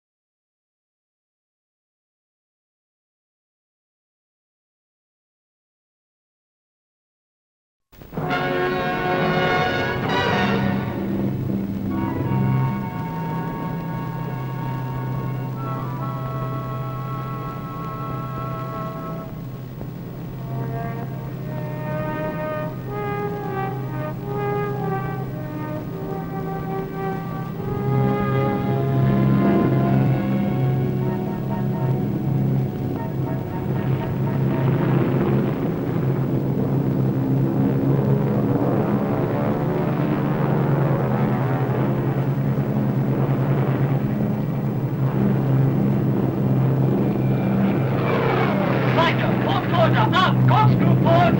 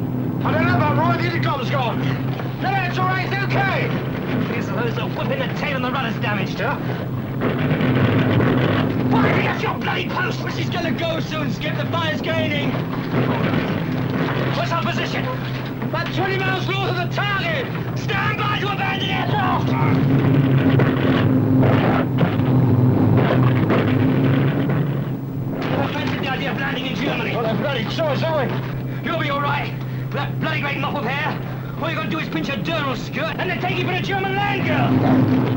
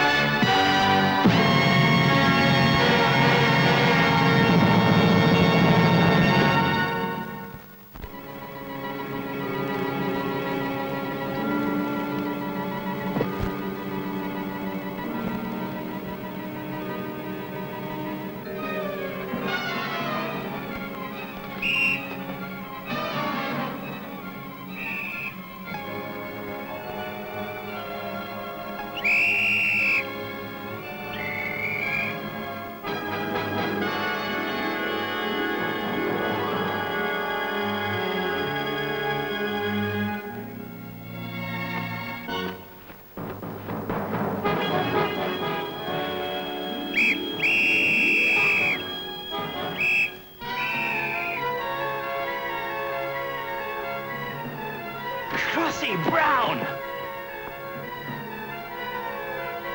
What's wrong?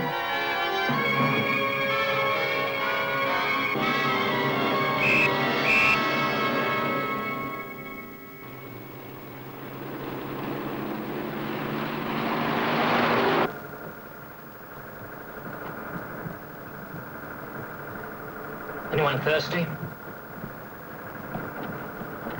Think I should ask him for some water? Could we have something to drink, please? Rui! Muntalta!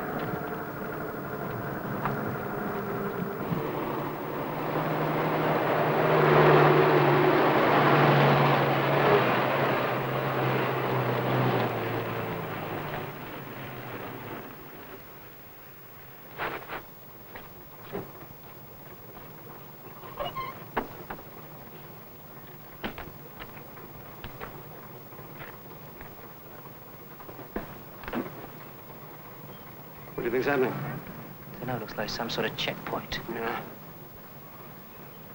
I wonder what the others are doing now. Hey.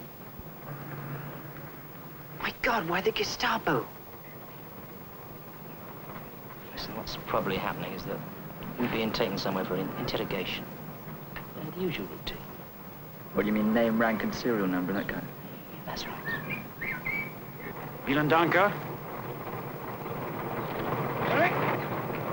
Schnell!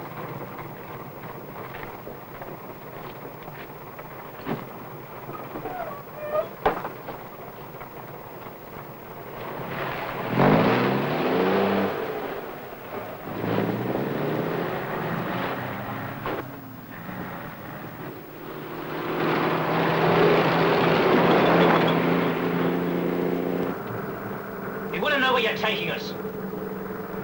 We want our rights under the Geneva Convention. Ich verstehe kein Englisch. What did he say? I don't know. We demand our rights under the Geneva Convention. Ich verstehe kein Englisch. I don't think he understands a bloody word. You know what he is, don't you? Yes, we know. Well, why have they handed it over to the SS? We seem to be going through some sort of forest. Roads full of bends. When the truck slows, we could jump in, make a run for it. That sort of pea shooter he sold it. What about you, Brown? I say we should do it. Okay. All right. When I give the word, we jump him, rugby style. Straight out the back, taking the crew out with us.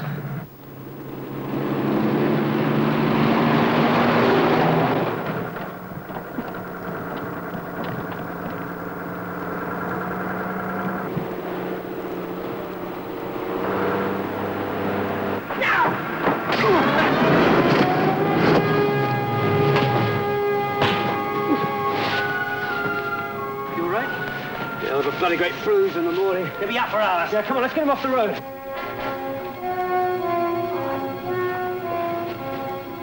Come on, give us a hand!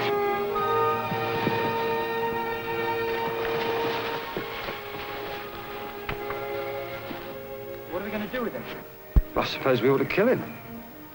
Tie him up. Yeah.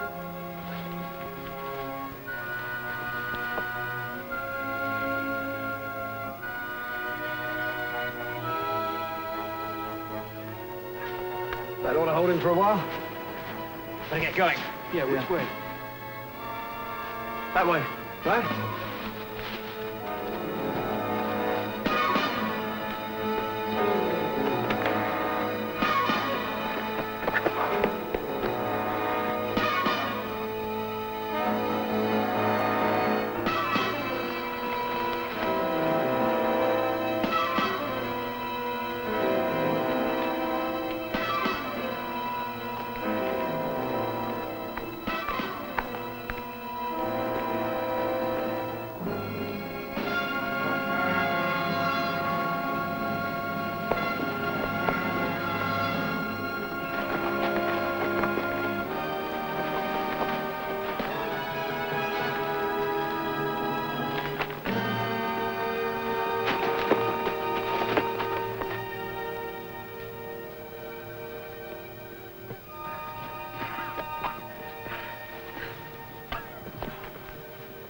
At least 3 miles. I know what I have to do. Get out!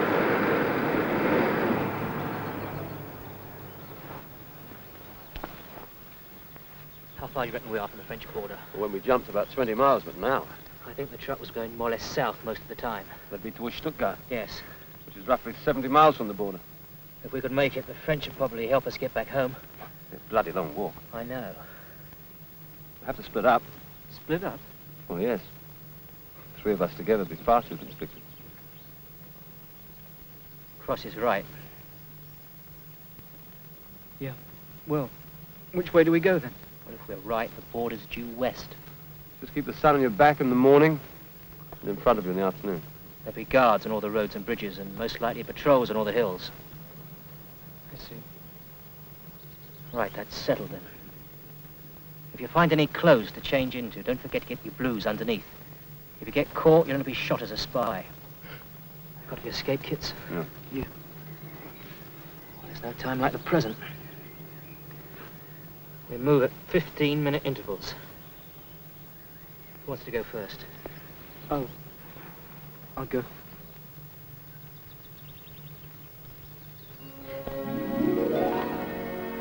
Well, see you around. Best of luck.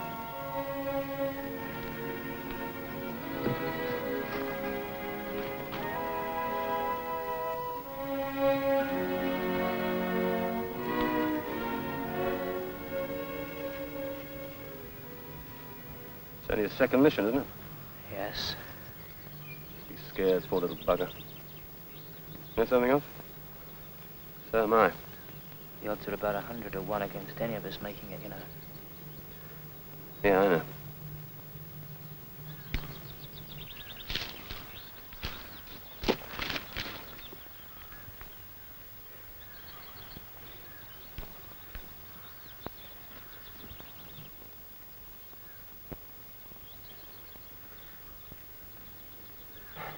Well, I'll get moving then. Good luck, Dave.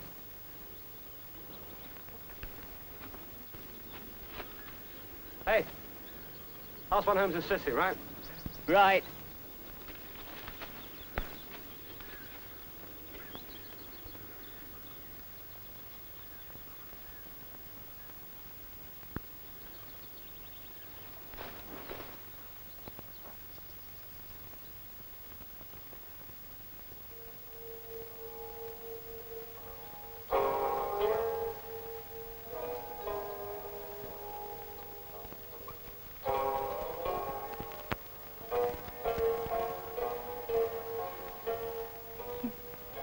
Thank you for kissing you. That's what husbands are for. No. I mean this. Thank you for keeping your promise. It'll bring you luck. Has already. Tired? Bed?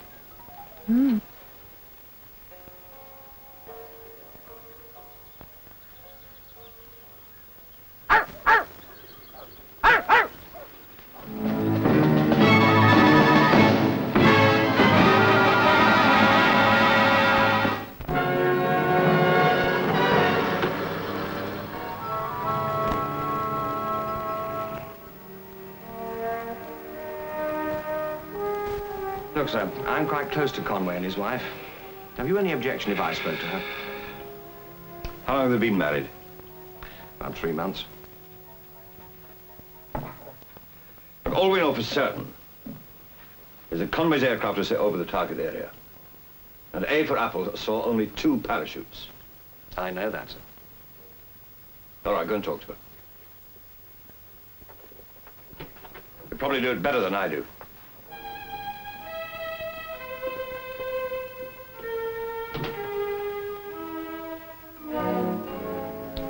Well, there it is, Sheila. I wish I could hold out more hope. There is just a chance. Bruce, thank you. I'm glad you came to tell me. It's a shock. Even though I've thought about it, it's still a shock. I know. How long before we hear anything? Oh, well, that's difficult to tell. Could be some weeks. I'll say this, though. If David has made it, I bet he's knocking back the old vino in some French estaminet by now.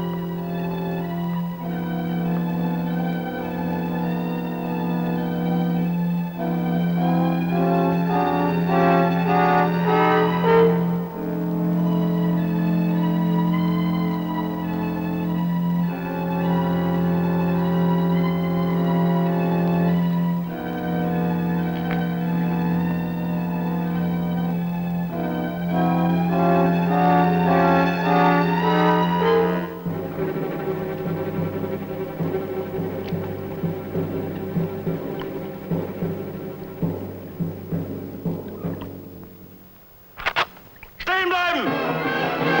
Hände hoch!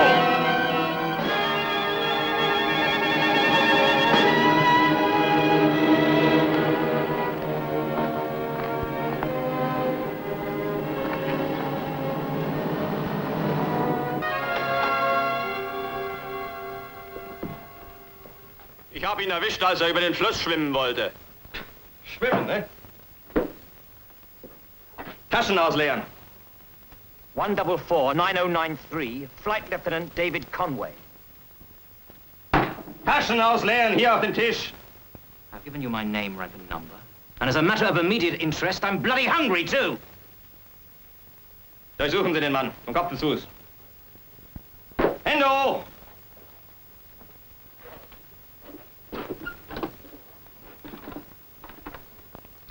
Ja, hier ist die Wache an der Brücke. Ja, wir haben gerade einen englischen Flieger gefangen genommen. Nein, allein. Geht in Ordnung? Jawohl, in Ordnung. Und Sie benachrichtigen die Gestapo.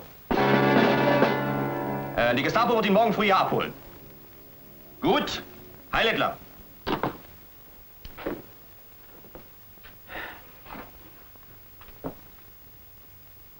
Nicht schlecht, das Weib, ne?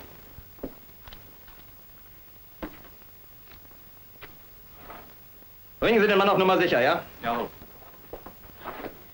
I'd like to take this with me.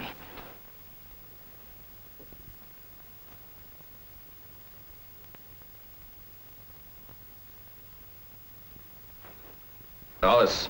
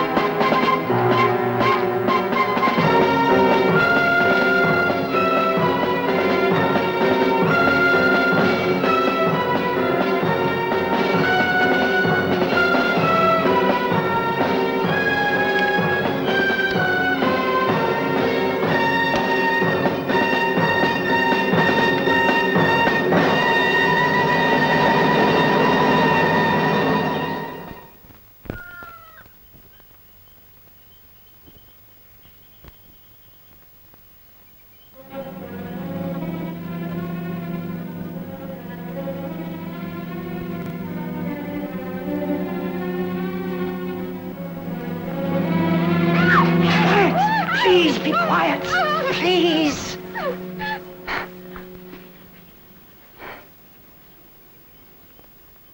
I don't want to hurt you.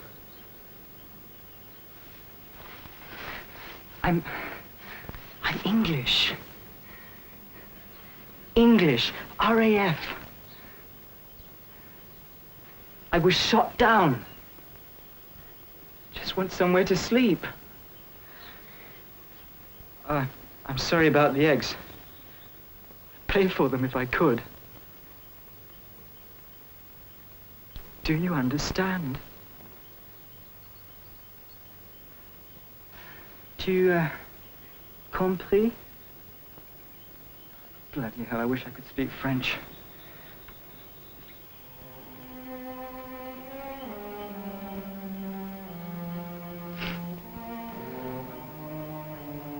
Let it go. Attends! Attends.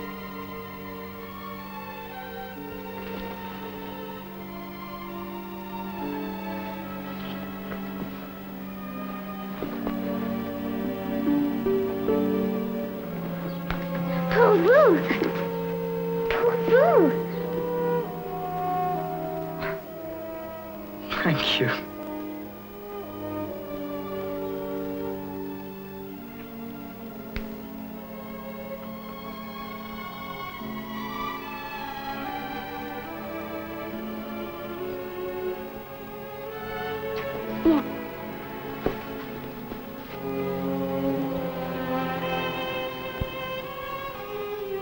Thanks.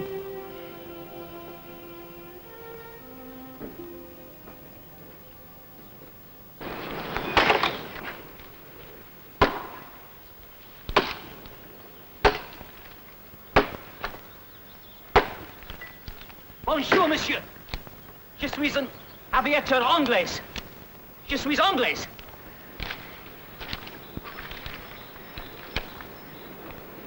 This is France. Ici, France, France, ici. Look, I was shot down. Shot down. In Germany. I parachuted in Germany. Do you understand? Comprenez, comprenez. Yes, I understand. And why the hell didn't you say? Look, I've escaped to France. I walked all the way. I want to get to Switzerland. Can you help me? No. No, no, no, I could not. I must get to England. I must. No, no, no.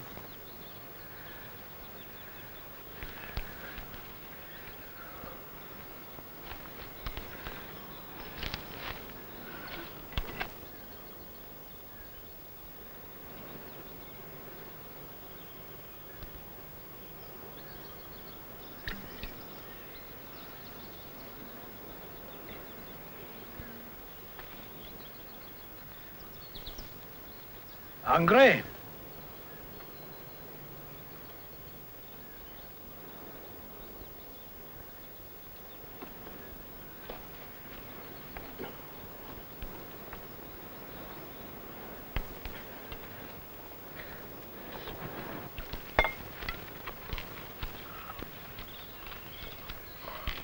I could take you to the village. Maybe there someone could help. How far? 3 kilometers. Any Germans around? Sometimes. They come and go. Can't go dressed like this.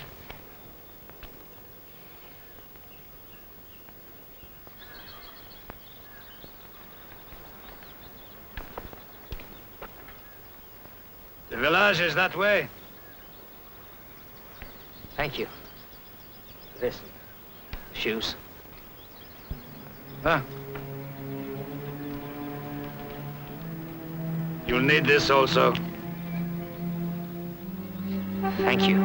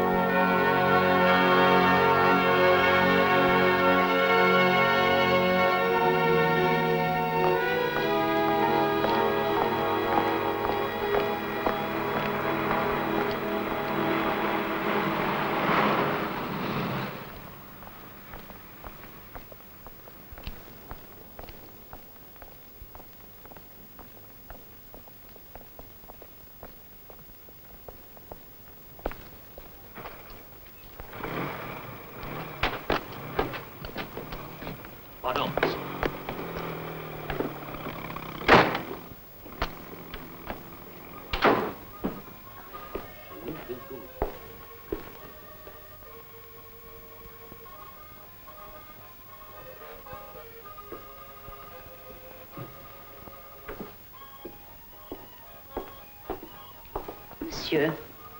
Madame, café au lait, s'il vous plaît. C'est comique. Au lait. Avec sucre aussi, oui. Pardon, madame, je suis très stupide. Café noir.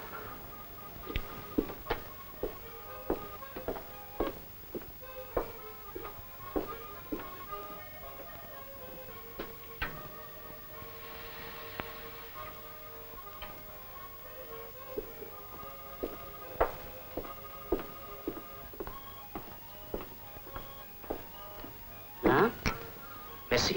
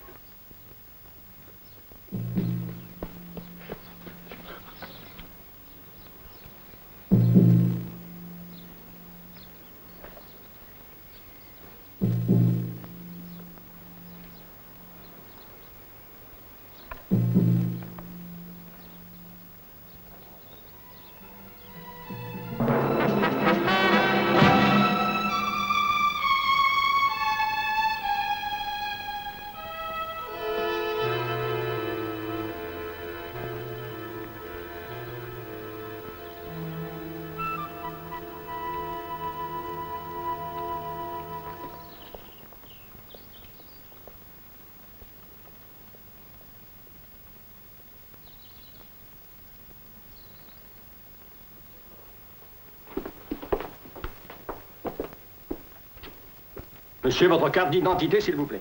I haven't got any. Bon, alors debout et haut les mains. Allez. Allez. Debout.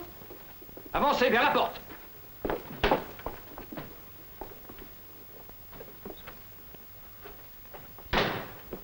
So what happens now? My name's Conway, David Conway. I'm a pilot in the RAF. Allez, contre le mur.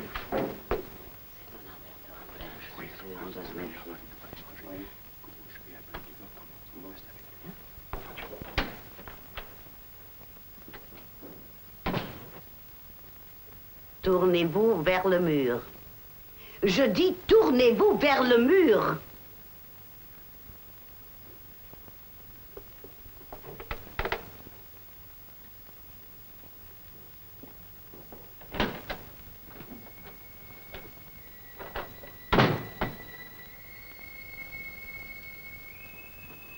Keep facing the wall.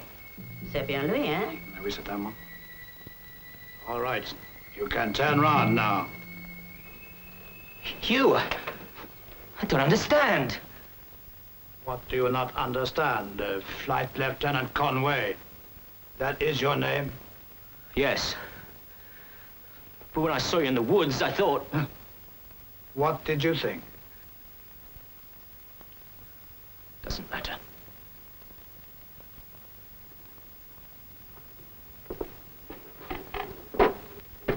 Let us get on with it, shall we? Get on with what? I've told you the truth.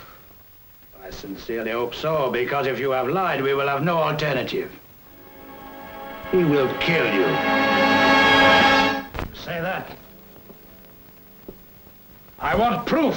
For God's sake, my name's Conway, David Conway. I was shot down over Germany, and I've been walking around in bloody circles ever since. Started 4 nights ago. There was a report of a bomber coming down in that area. 2 men bailed out, but you said there were 3 of them. I told you we all got out, but only 3 of us met up afterwards. What happened to the others? I don't know. There seems to be a lot you do not know. Flight Lieutenant Conway. Take off your socks and shoes. Why? You said you walked here without shoes for most of the way. Now, let us get back to this. You have nothing in your pockets. No escape kit, no compass.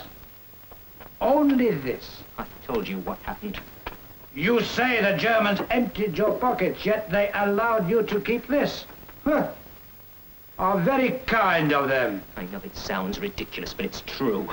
I'm ridiculous. You're ridiculous. This whole bloody world's ridiculous. So go ahead and bloody shoot.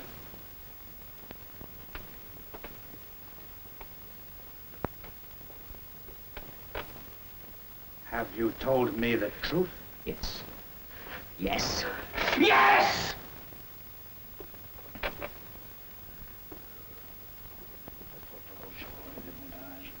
De quoi, Roger?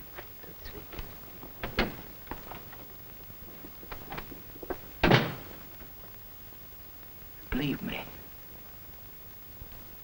Yes. What convinced you? These? No. The Germans are very thorough.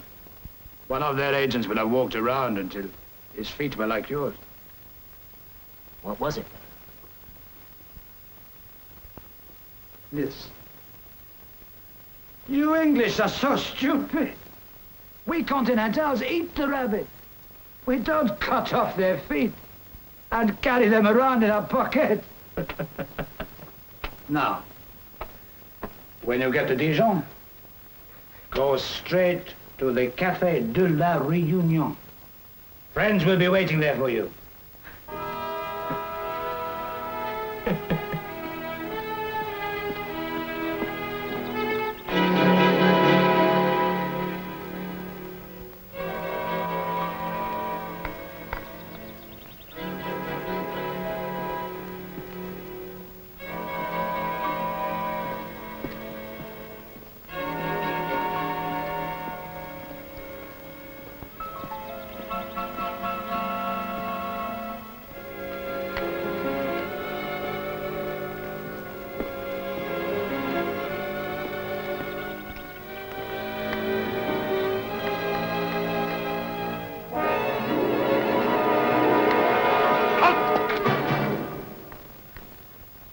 Kommen Sie her. Kommen Sie her!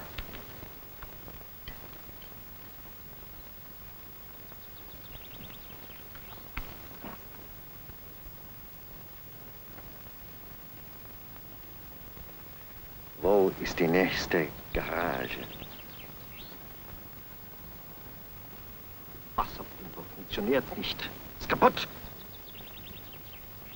Wo ist die nächste Garage? Verstehen Sie? Komm.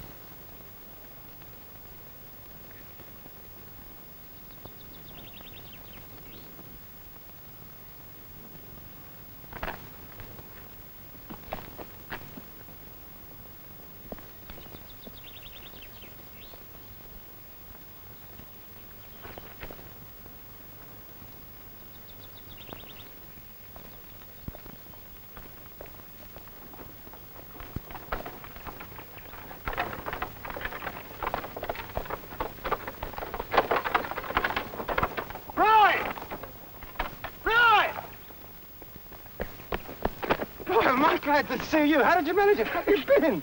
Yeah. Oh, I'm traveling in style. Come on, I'll tell you about it as we go along. Where are we going? Dijon. Dijon? Yeah, it's all arranged. I just happened to fall in with some escape network. Come on, I'll introduce you to the madman who's got me this far. Hey.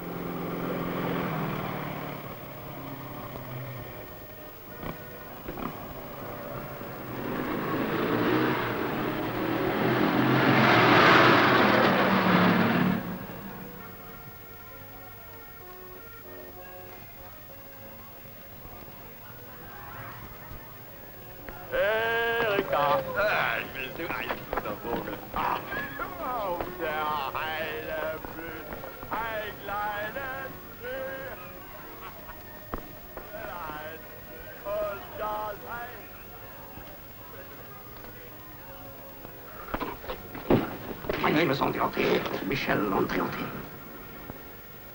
We're expected. David Conway.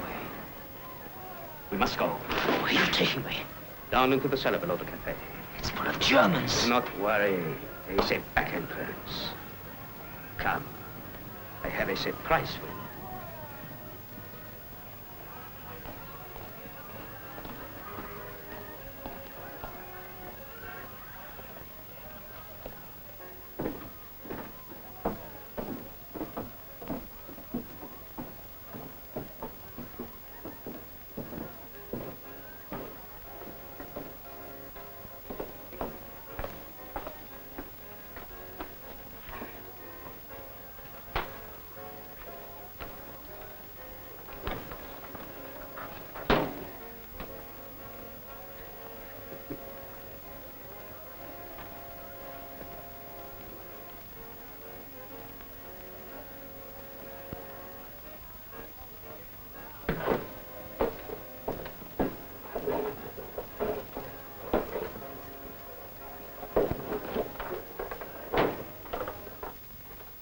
Dave! My God! I don't believe it!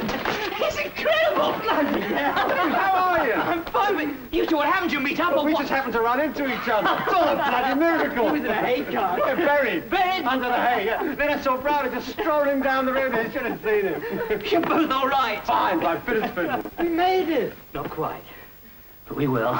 Yeah. Yeah. Cheers.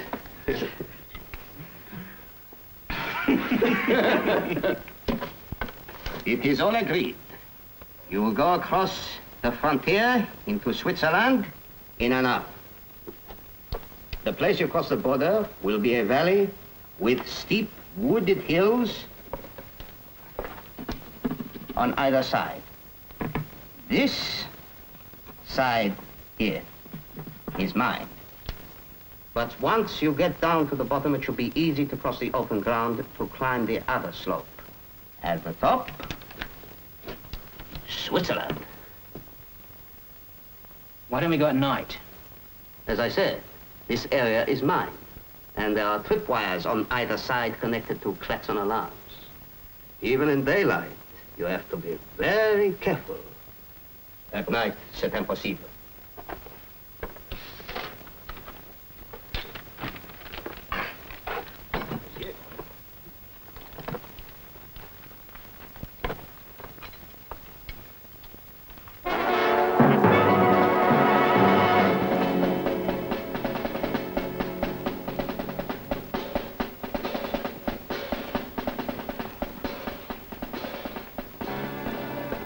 The mines are marked by these tripwires you'll have to find yourselves. They change them around every few days. The Germans patrol these valleys with dogs. I think you must split up. Each make their own way from here. Every man for himself, huh? Well, we've done that once before. This time we'll stick together. Okay. Thanks for everything, Michelle. In 10 minutes. Right. Bonne chance. Bonne chance.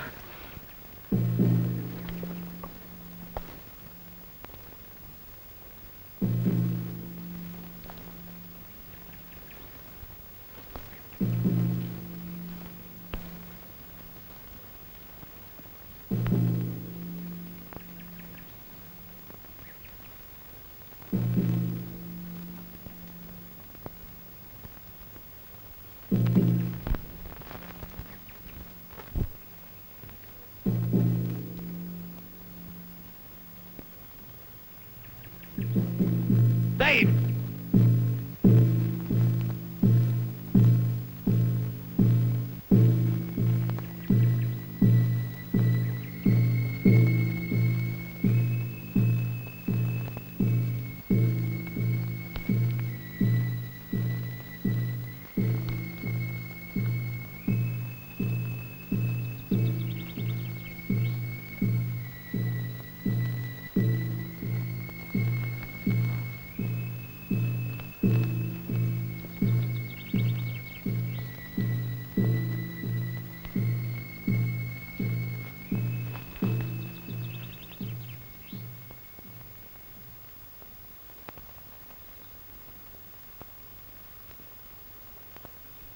Any minute now.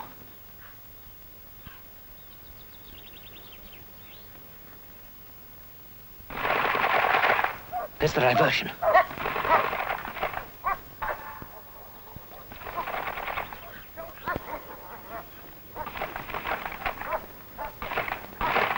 Now!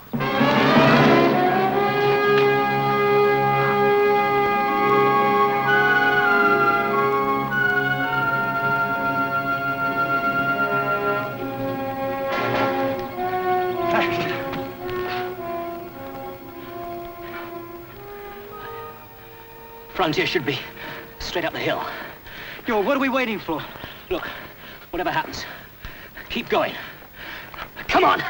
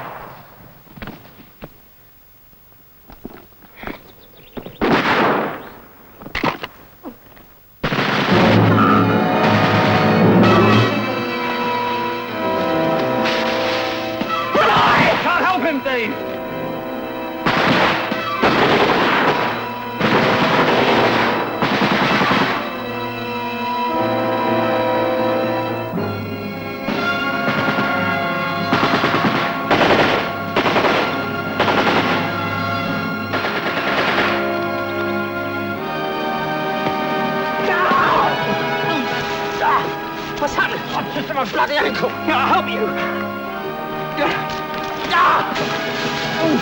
That's no good. Come on, Crossy. It's only over the top. Come on. I can't. I'll carry you. Oh, go on, for God's sake. We'll both get caught. Go on.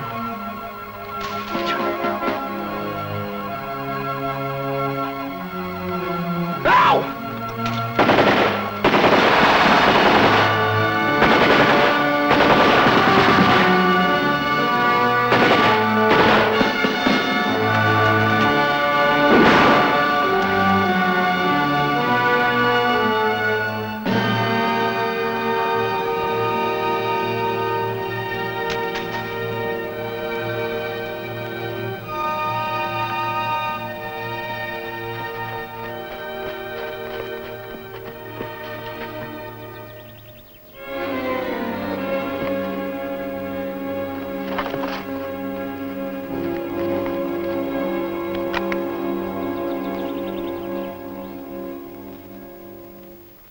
Yes?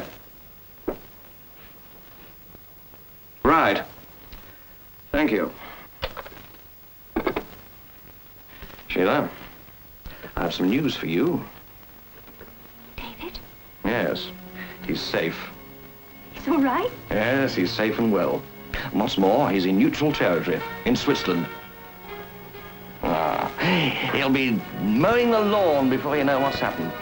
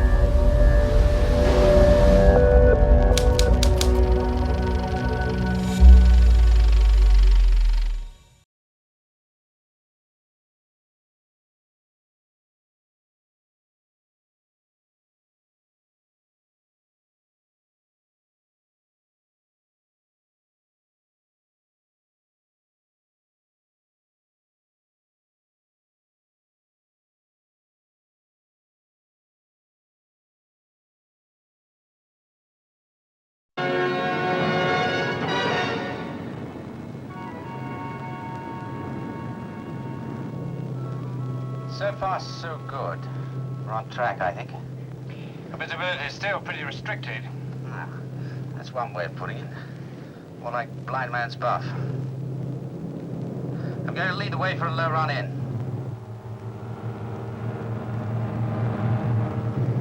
Bommy, stand by drop mines. Have we got a visual fix? No, not yet. Hang on a minute. Yes, fog's breaking up.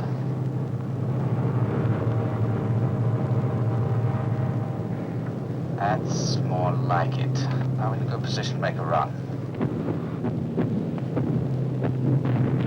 Hi, they're onto us. Hang on, I'm going to try evasive action. Oh, watch out for the others. They'll be doing the same thing.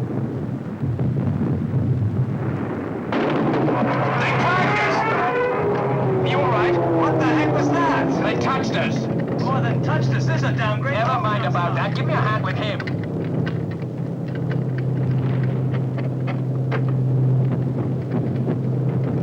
Smashed his head against the perspex. He must have had his harness loose. Did he spark out? We're too near the deck for my liking. Don't worry, I'll take over. I sure hope you know what you're doing. I ought to by now. Rough course for base 260. Come on, get us straight and level. Stop backseat driving, will you? I told you, this isn't the first time I've driven one of these. How bad is he? There's a nasty cut over his eye. He's bleeding like a pig. I still don't know how that happened. A collision like that. They got caught in our slipstream, I reckon. It could happen to anyone. Yeah, well, you make sure it doesn't happen again, that's all. Hello? He's coming too.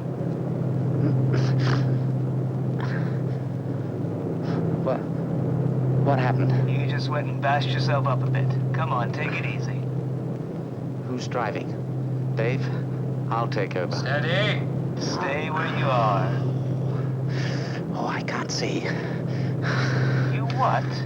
I mean, I can't see properly. It's all this fog outside.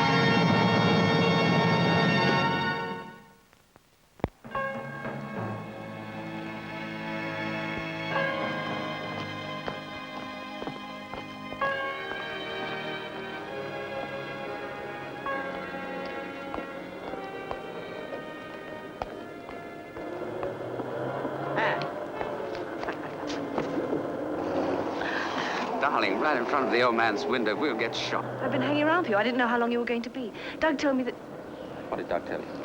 you'd got hurt. On this? It's a scratch. See, now you know what a terrible liar Doug Phillips really is. No. Well, let's say exaggerates. Going into the village. Yes, I said I would. I'm off duty till 1 o'clock. Me too. I'll come with you. It'll be rather dull for you. I promised some of the guys I'd do some checking. Well, listen. Homemade cake, postcards, and a good shampoo. She'll be lucky. Well, sometimes the shop has some. It'll be very boring for you. If I get bored, I'll let you know. Hmm?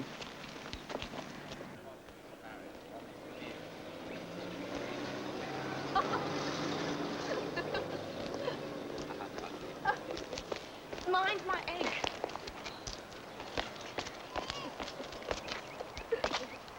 You idiot.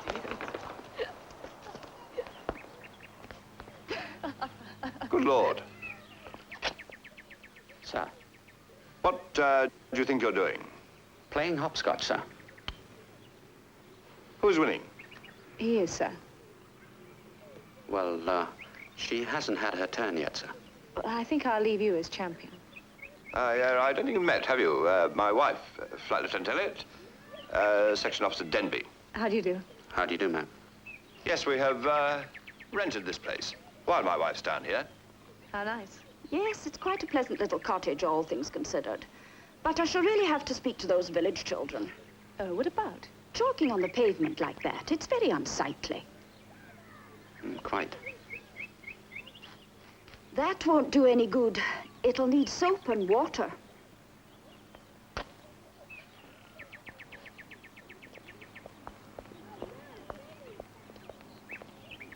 Come on, Maggie.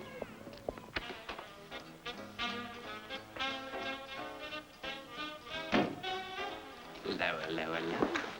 Dropping up the bar so early in the evening. Hello, sir. What's it to be? What's it, Betty? Bill? Evening, Doc. Well, what's it going to be? What was that, Anne? Well, it was a sherry, but... I'll give her another sherry. Bill, as usual? No, thanks, Doc. No, this is fine. Oh, go on. You soon get that down, you. Give him another pint, Betty. No, Betty. Thanks, Doc, but I'll stick with this.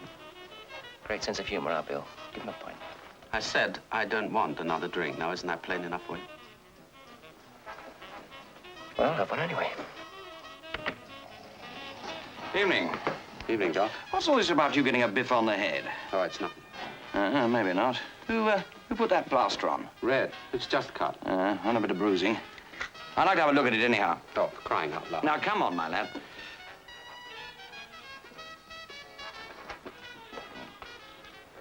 I'll send him back in a few minutes. All right. There we are. Happy days. Happy days. Anne? Happy days.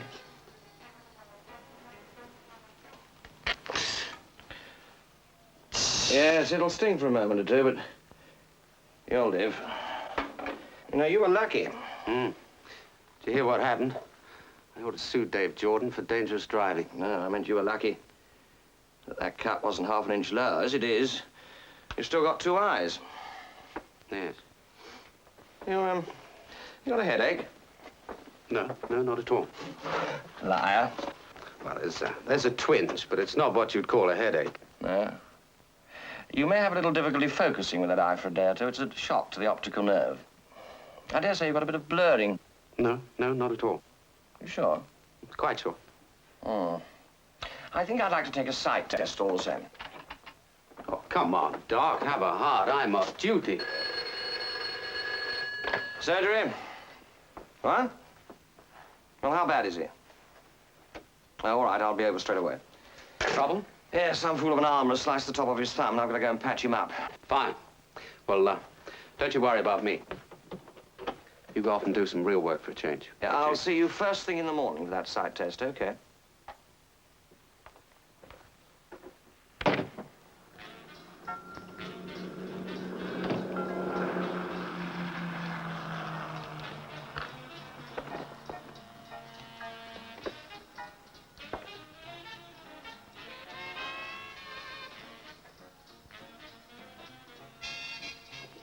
Yeah, flat.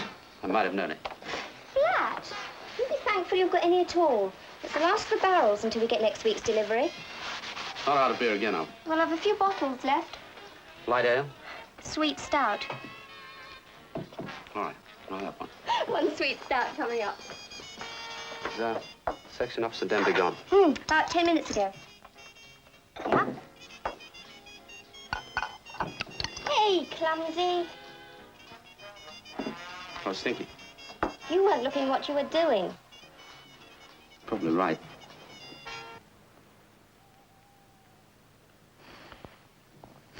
I'm sorry, I didn't mean that. I didn't mean it either. Doug, this is all wrong. Bill and I I know. But just because things have been a bit difficult lately doesn't mean that... It's all right. I'm getting your message loud and clear. Don't say any more. Well, you see, the only thing that really matters is Bill and me.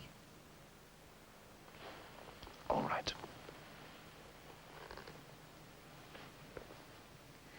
Oh, Doug, we'd better get back. Look, Anne. No, please, let's go. It won't happen again.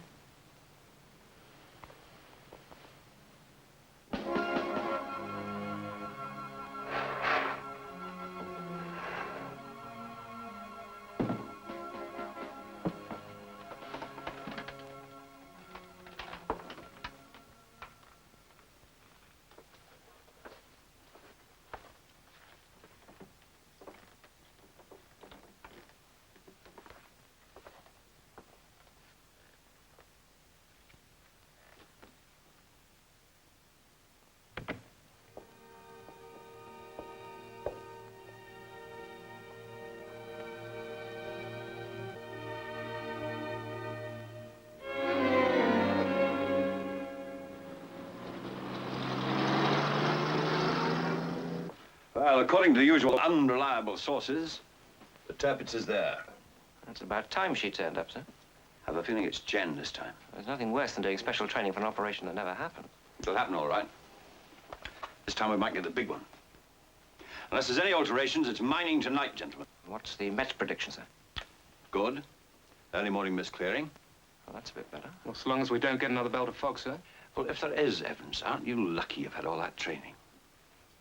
You'll be going in so low that you'll be able to pinpoint your targets visually. That'll take you below their radar screen, but of course you'll be too low to use your own nav devices. Well, perhaps we should take along a guide dog, sir. But even if we are below the range of their radar, we'll still have their shore defenses opening up on us as soon as we're over the channel. Quite right, Evans. But other folk use their heads. You'll not be going over the channel. You'll be making a feint northwards, north of the Danish frontier and down into the Baltic. Right, now look up at the ceiling, will you? Now down again. Well, what about the test card? You're a keen type, aren't you? I was just getting round to that. Well, seeing as I may as well get it all over and done with. Yeah? Oh, quite, rather. Nothing like being certain, is there? Yes. Right, now then, shut your right eye, will you? That's it. Now, see what you can read of that. THOXAYUTBHOUAVTXY UHYOAIVYXITHUO. Not quite certain of that last one. It could be an H. It's probably an A. Yes, it is an A. Very impressive performance. 100% accuracy. Oh, fine. Well, everything's okay then. Now, you just stay where you are, eh? Now, let's have a go at this. Spell this out. Let's hear the news, shall we, Stuart Hibbard? Right.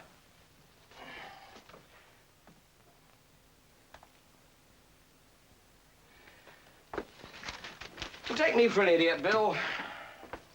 Do you think I can't tell a bruised muscle when I see it? Oh, it's nothing serious. A little rest and we'll be back to normal. At the moment, I'm afraid it's no go.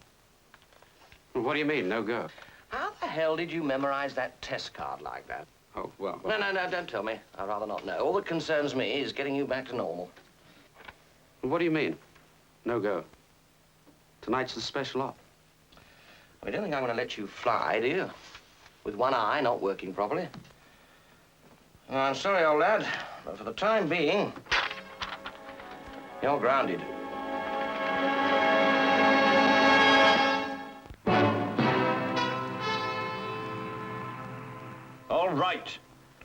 All right, I know how you feel. You heard what the man said. What about tonight, sir? Hey, leave me to worry about tonight. Since Ava Apple is going to have a headless crew, I'm going to put myself in your place. But with all due respect, sir. I'm sorry, Bill. That's all for now. Yes, sir. No good looking at me like that. I know as much about low flying as any of these kids. Yes, I... Now, is his eye going to be all right? Oh, quite soon, if it's rested. At present, although he won't admit it, he has trouble in focusing. It's like, being in a fog. Sooner him than me. What's that? Fog. Met boys are optimistic, but... well, we'll just wait and see.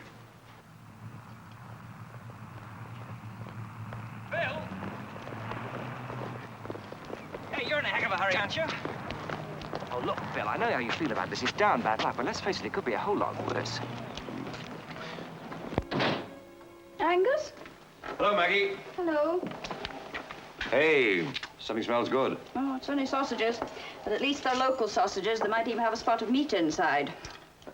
You're a bit early. To be another 5 minutes before they're ready. Oh, I'm not in any hurry. That makes a change. Is the war over? No. It is temporarily for Bill Elliott. He's got a wonky eye. It's a perishing nuisance all around. Bill? Flight Lieutenant Elliott. You met him outside yesterday. Oh, the hopscotch champion.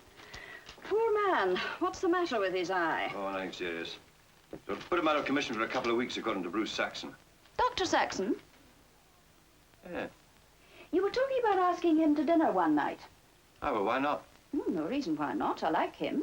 But I was thinking if you care to bring him round this evening, we don't have to go and see that film. Oh, I wasn't thinking of asking him around tonight. Oh, well, just as you like. I only need to know because of the shopping. But if you want to go and see that film, the last showing is 7:30. I got a local paper, so... Look, Maggie, I think we'll have to scrub the picture, too. Oh, will we? I'm afraid so. Thought this was your free evening. I've just told you, Bill Elliott's out of commission and I've taken over from him. You're flying? Yes. Look, I'm sorry about the pictures, but we can go next week. Won't be on next week. Oh, well, there'll be something else. Yes, there'll be something else. Look, Maggie, don't get into a state. I'm not. It's all right, then. I'd better see to those sausages. They'll be burnt to a frazzle.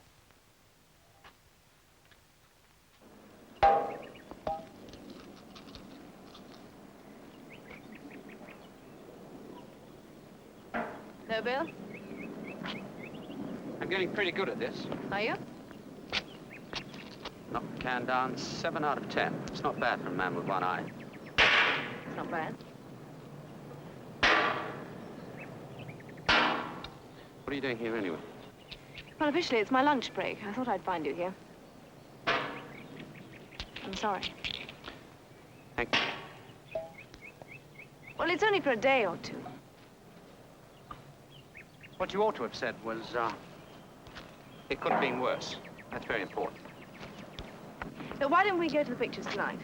Well, I mean, if you... If I'm free? Oh, yes, I'm free. No, I was going to say, if you feel like it. Well, it's up to you. No, I don't think I do feel like it. Thanks all the same. Oh. We'll have a drink instead. So I'll meet you in the bar about 7:30. Who told you I was here? Well, Doug happened to say that... Yes, of course. Doug.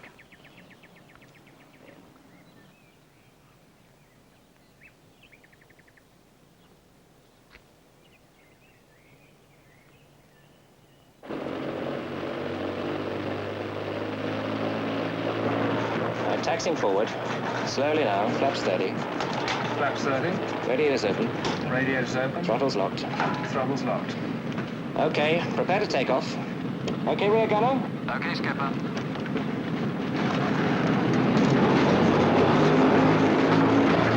Temperature, pressure, okay.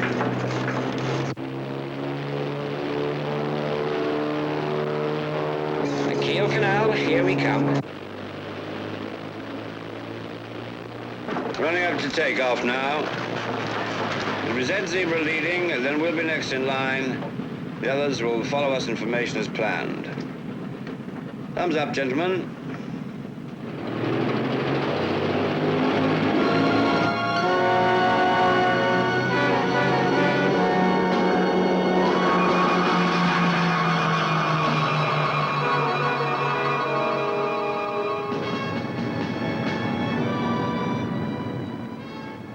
Well, I'll be thankful for small mercies.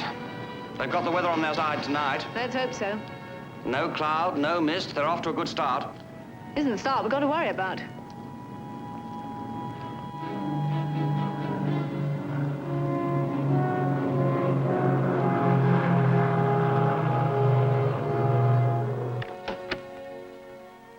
Have you seen Flight Lieutenant Elliott? No, ma'am, he's not been in. Oh, thank you.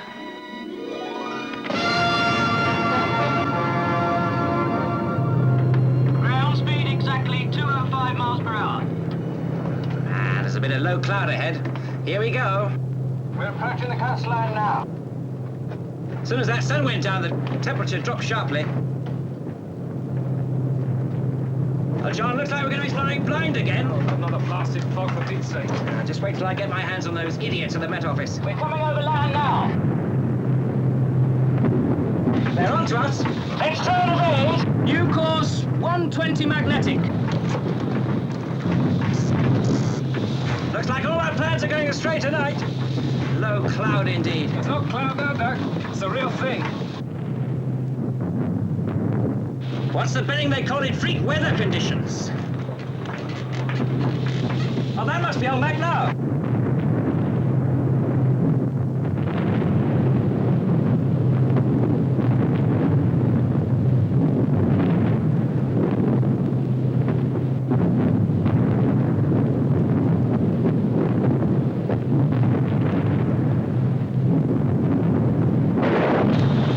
He's been hit!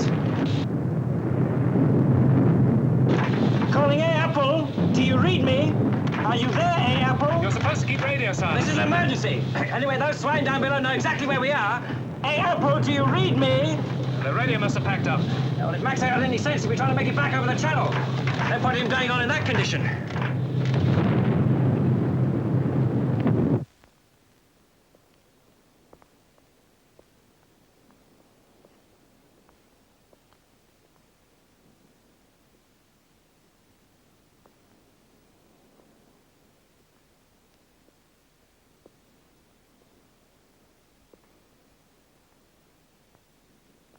Bill, Hmm?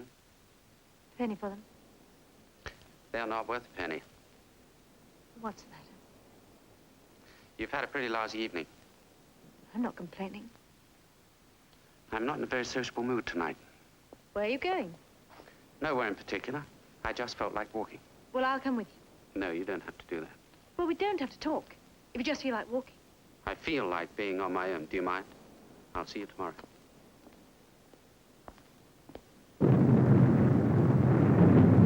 It's thinning a bit now.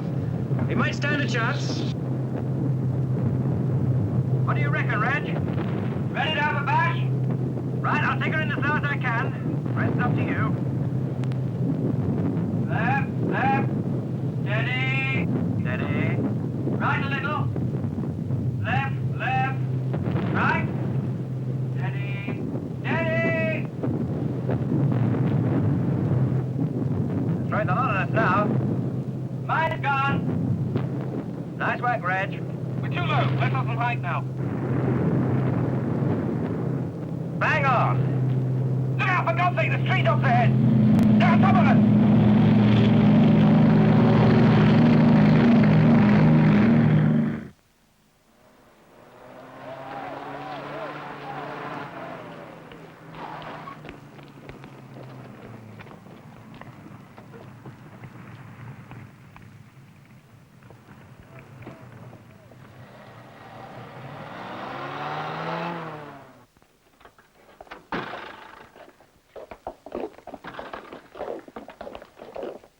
Good morning, gentlemen. Morning, sir. We the last back? No, you're the last but one. The wing commander. A for Apple's not back yet. I see. Still, there's plenty of time. Did you have a good trip? Apart from a few branches stuck up in the radiators and a wonky tailplane, not too bad. What time is it?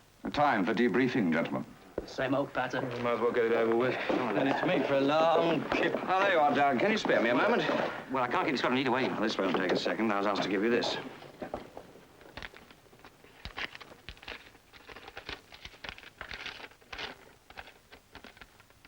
Is there any reply? Yeah, tell her I'll see her when I can, as soon as I get away. If you don't mind, Flight Lieutenant Phillips. Sorry, sir. We can't proceed with the debriefing without you. You're wasting valuable time. Yes, I know, sir. Sorry, Steve. My fault. Are they all back? A for Apple's not back yet. A for Apple. That's the wing commander. Yes, and from the way Phillips looked at Evans, I rather think he's bought it.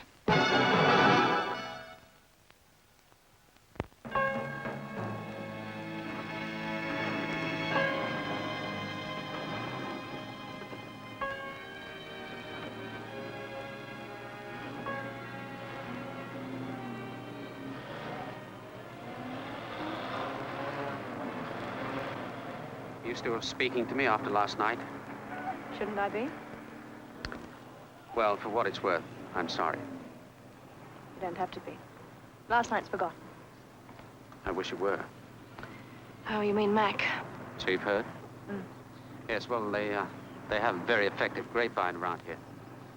That's the other reason I was coming to see you. I don't understand. I'm going to see his wife. You? Well, that's the group captain's job. Group's still trying to trace him.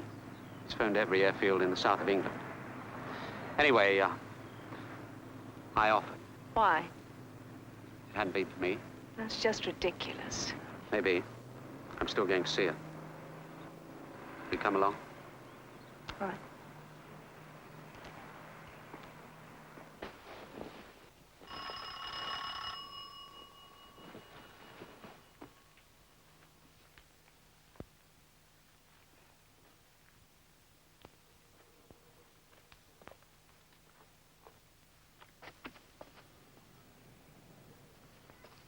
Yes? Good morning, Mrs. McPherson. Oh, it's Flight Lieutenant Elliot, isn't it? I remember. And Section Officer... Denby. Of course. Well, if you want to see my husband, I'm afraid he's not back yet. That's why we're here. Who? The group captain asked us to give you a message. I see. Well, he would have come himself, but he's up to his neck with all sorts... Please don't trouble to explain. Just give me the message, would you? The wing commander's plane hasn't returned from last night's operation. For the moment, he's officially missing. I see. Well, it doesn't mean anything at all, but they thought you ought to know. I mean, people get held up for 100 reasons. There was no radio signal. They're pretty sure his radio was out of action. Well, he may have been diverted to another station. Well, it happens all the time. Thank you, my dear. I do know a little of what goes on by now. It's not the first time it's happened to a crew. If we hear any further news, I mean... Let me know at once. How kind. Well, I suppose I should ask you in for coffee or something. But I'm afraid I'm in the middle of a great clean-up, so if you won't think me very rude... Of course not. Well, if there's anything we can do... Nothing at all, thank you. It was good of you to come. Well, now, I really must get on. There's so much to be done. Good morning to you.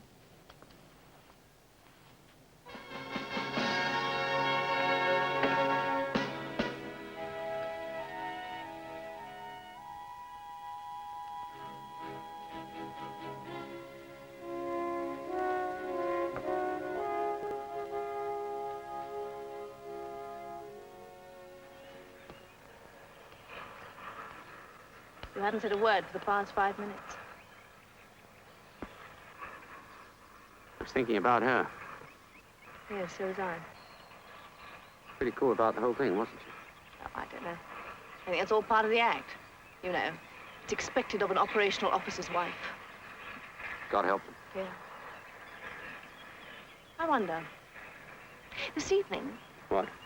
I thought I might go and see her, see if she's all right. Well, she may freeze me out again. If she does, well, no harm done. Don't get too sorry for her. I'm not. What do you mean? I mean, too involved. You tend to get involved with people fairly easily. What people? You? Me, for one. Look, Anne, don't end up like her, married to a flying type. It's not worth it. Don't you think that's up to me to decide? No. Can't you see that's how it turns out in the end every time? No, Bill. I know. You still won't understand. There just isn't any room for sentiment in wartime. These idiots who get married one day and shot up the next. What earthly good are they doing? No, Anne. Don't fool yourself. That's one trap you've got to avoid. Can you? Avoid it? Yes, I can.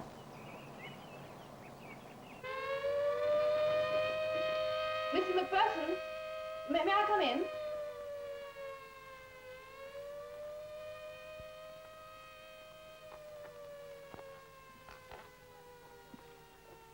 The front door wasn't shut properly. I hope you don't mind me coming in like this. You'll have the wardens after you. They've sounded the alert. Shall I do this for you?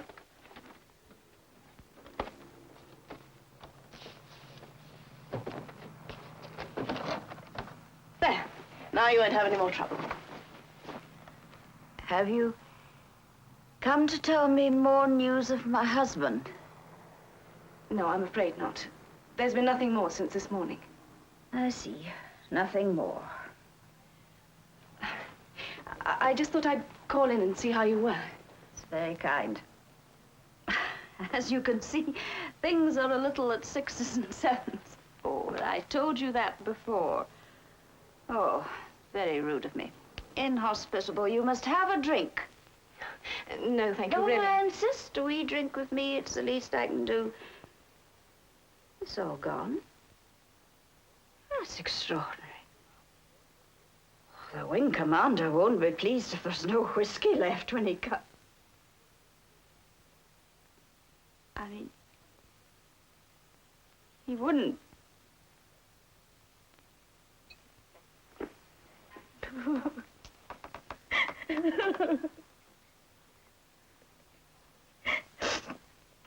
Oh, you'd think I'd be able to cope with it by now, wouldn't you? My imagination, every time he goes off in a plane, absolutely certain he won't come back. Sometimes, like this time, he doesn't come back. I understand. No, you don't. How could you, a girl like you? Oh, yes. You were with that young man. I remember now. Elliot, isn't it?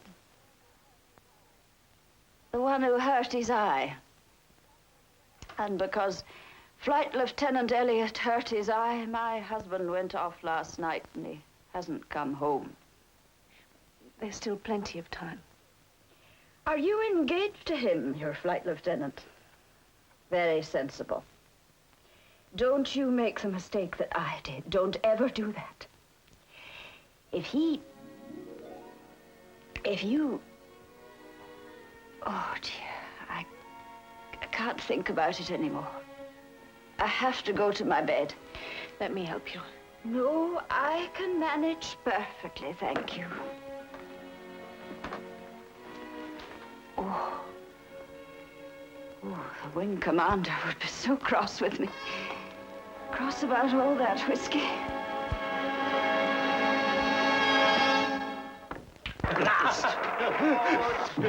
Your game. Hard luck, Bill. Well, maybe it's the same as Carl's old son. Lucky at bar billiards, unlucky in love. Aha. I'm not expected to buy you a lot of drink, am I? Well, that was the arrangement. Well, I'll have my revenge. Well, how about setting up the drinks first, old man? Make yourself useful. Wallet's in the inside pocket.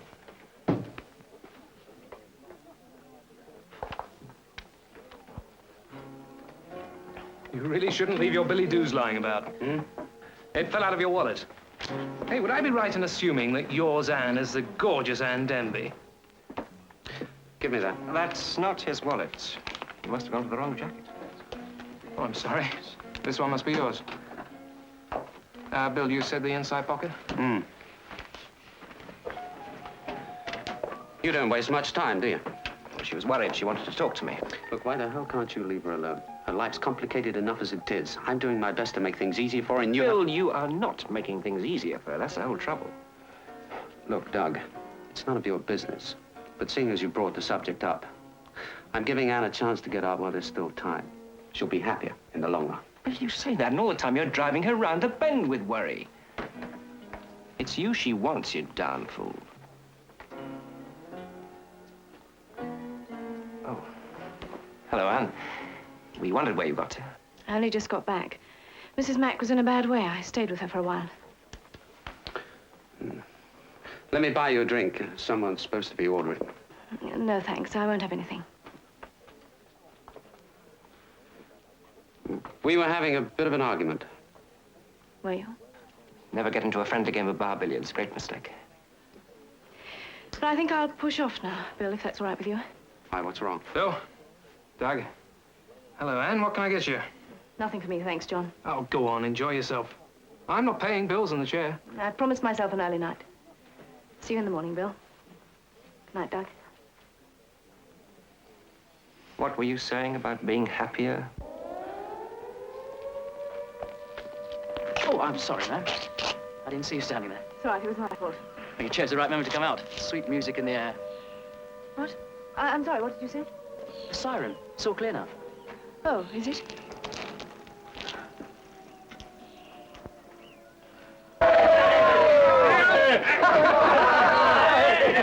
with the blues.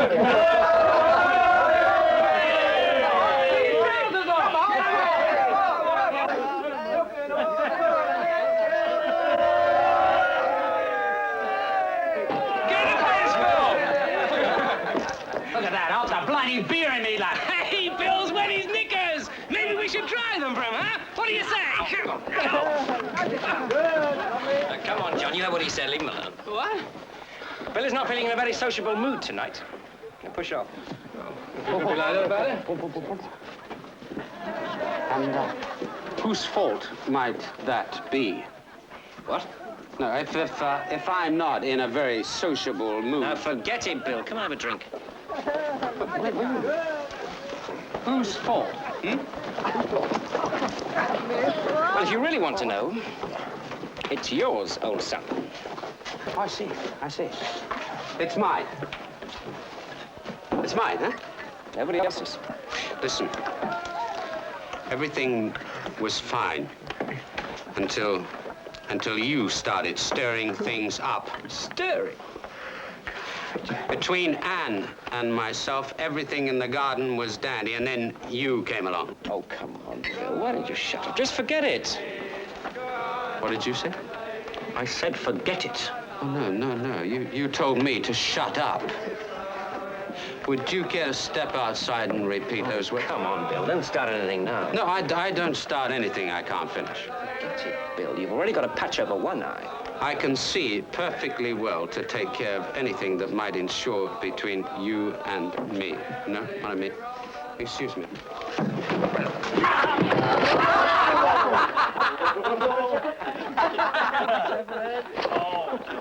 Come on. What the devil's going on here? I suppose, sir, you realize you're approximately 18 hours late. I hope you have a reasonable excuse. Fairly reasonable. But to make an emergency landing, we were driven off course. Somewhere in Sussex when we were nearly out of fuel, but with no radio contact. We couldn't get our telephone because one policeman, 2 ploughmen and a land girl were convinced that we were part of some German spy plot. Yeah, well, once I'd talked my way out of that, there was an air raid over the southeast and an indefinite delay on all telephones. So we commandeered the car. Well, at least you're all safe and sound. And not all. The rear gun at Halliwell. What about Halliwell, sir? That's where the flak got us. He didn't stand a chance. I see. Poor beggar. His wife was coming down to the village to spend a weekend there.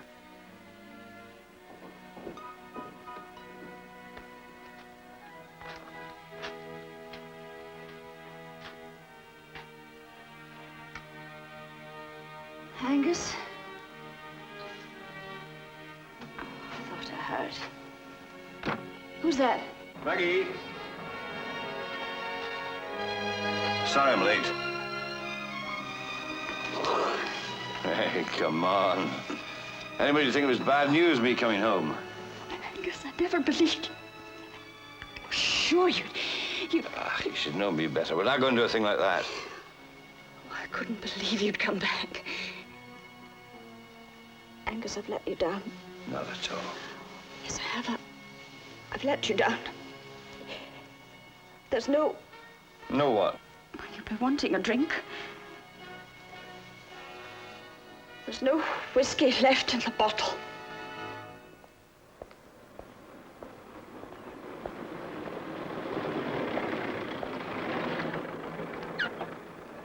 Doug, what are you doing here? Well, how did you know I didn't know.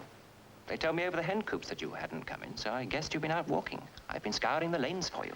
I couldn't sleep. I'm in such a muddle. Look, jump in. No, Doug, please. I said that... Well, get in all the same. We can talk.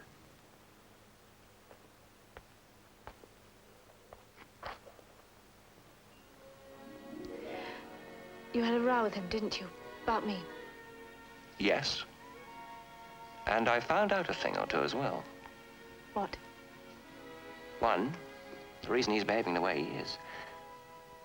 He really loves you. A hell of a lot. Yes, I know. What was the other thing? So do I.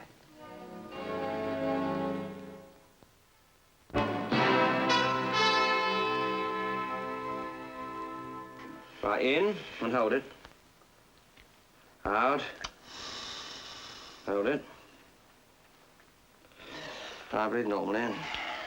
Well, what's the verdict? Well, your face is. You're not getting any younger. Really? Don't drive yourself too hard, old lad, that's all. Well, that's very good. In fact, you're quite good. You know, you never cease to amaze me. I was expecting an indignant denial. Ah, well, you're the third person in 24 hours who's told me that I'm getting old. Huh? Who else? Maggie, of course. Huh? She's always trying to tell me to slow down. The other one? Me. It occurred to me when I had difficulty crash landing yesterday. But I'll tell you something else. Now, what's that? On this station, I give the advice. I don't have to take it. I have a lot to do. Come on.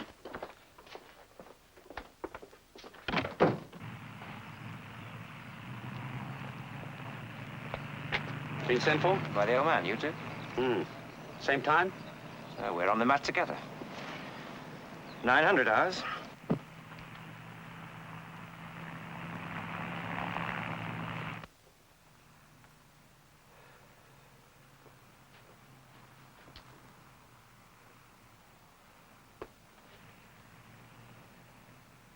Did I tell you to relax?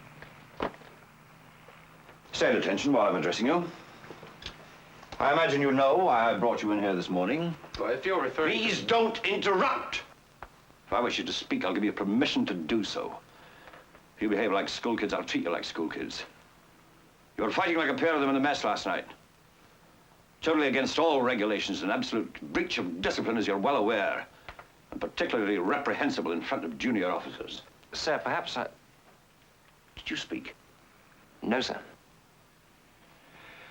I'm not interested in the cause of last night's incident. But don't imagine I'm past understanding it. I am, however, interested in its effect. I care about the well-being and efficiency of this squadron. And the feud that's grown up between the two of you is seriously affecting your concentration on your duties. Therefore, I have no alternative but to discipline you with a solemn warning that it has got to stop. Right?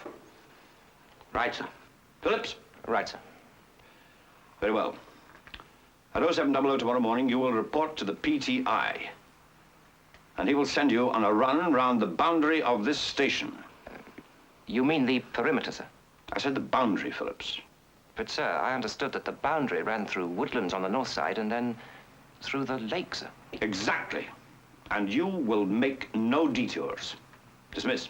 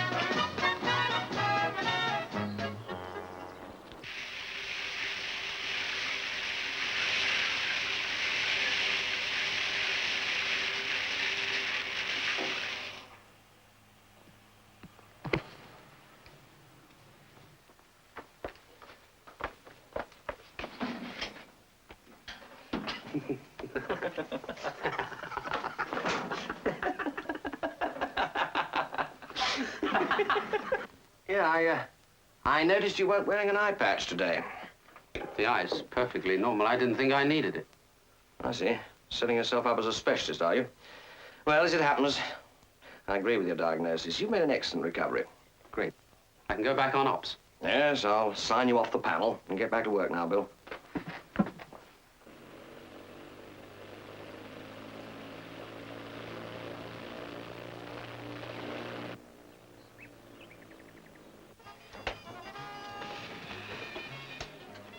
What a way to celebrate.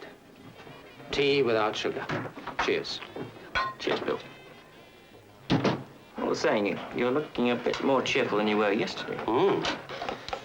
Well, it makes all the difference, you know, when you know what you're doing. Do you? It's a private tea break, or can anyone join in? Oh, visitors always welcome. I hear you're flying again, Bill.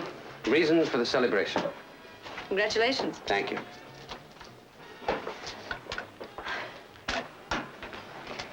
Don't want to smoke? I've just put one up, thanks. It's all right. I've got one of my own. Excuse me. I'm sorry to interrupt, but I wondered if you could help me. You are from the airfield, aren't you? Yes. I know it's a bit of a liberty, but I didn't know who else to ask. I was supposed to meet my husband last night, but he didn't turn up. And when he didn't phone... Your husband? Bert Halliwell. Flight Sergeant Halliwell. Do you know him? I came to stay for the weekend. My husband booked a room for me. He said he'd see me last night, but they never came. Didn't you get a message or anything? No, why? Has he been posted? Mrs. Halliwell, He's gone, isn't he? I can tell by your faces.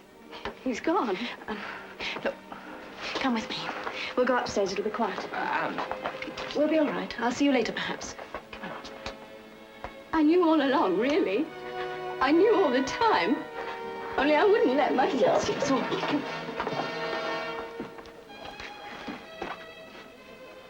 Is that what you want? For Anne?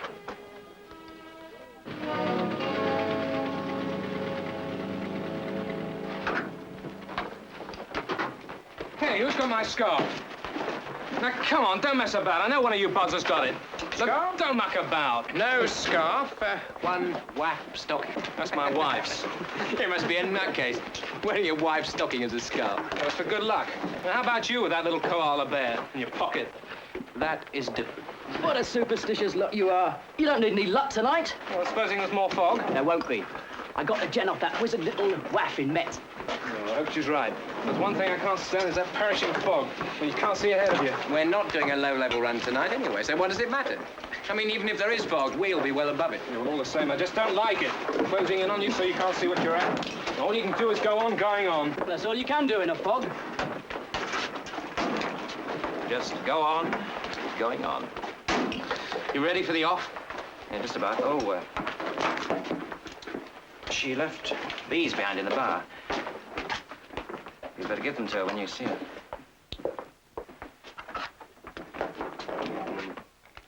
Well, it depends which one of us see her first. You take that one, okay?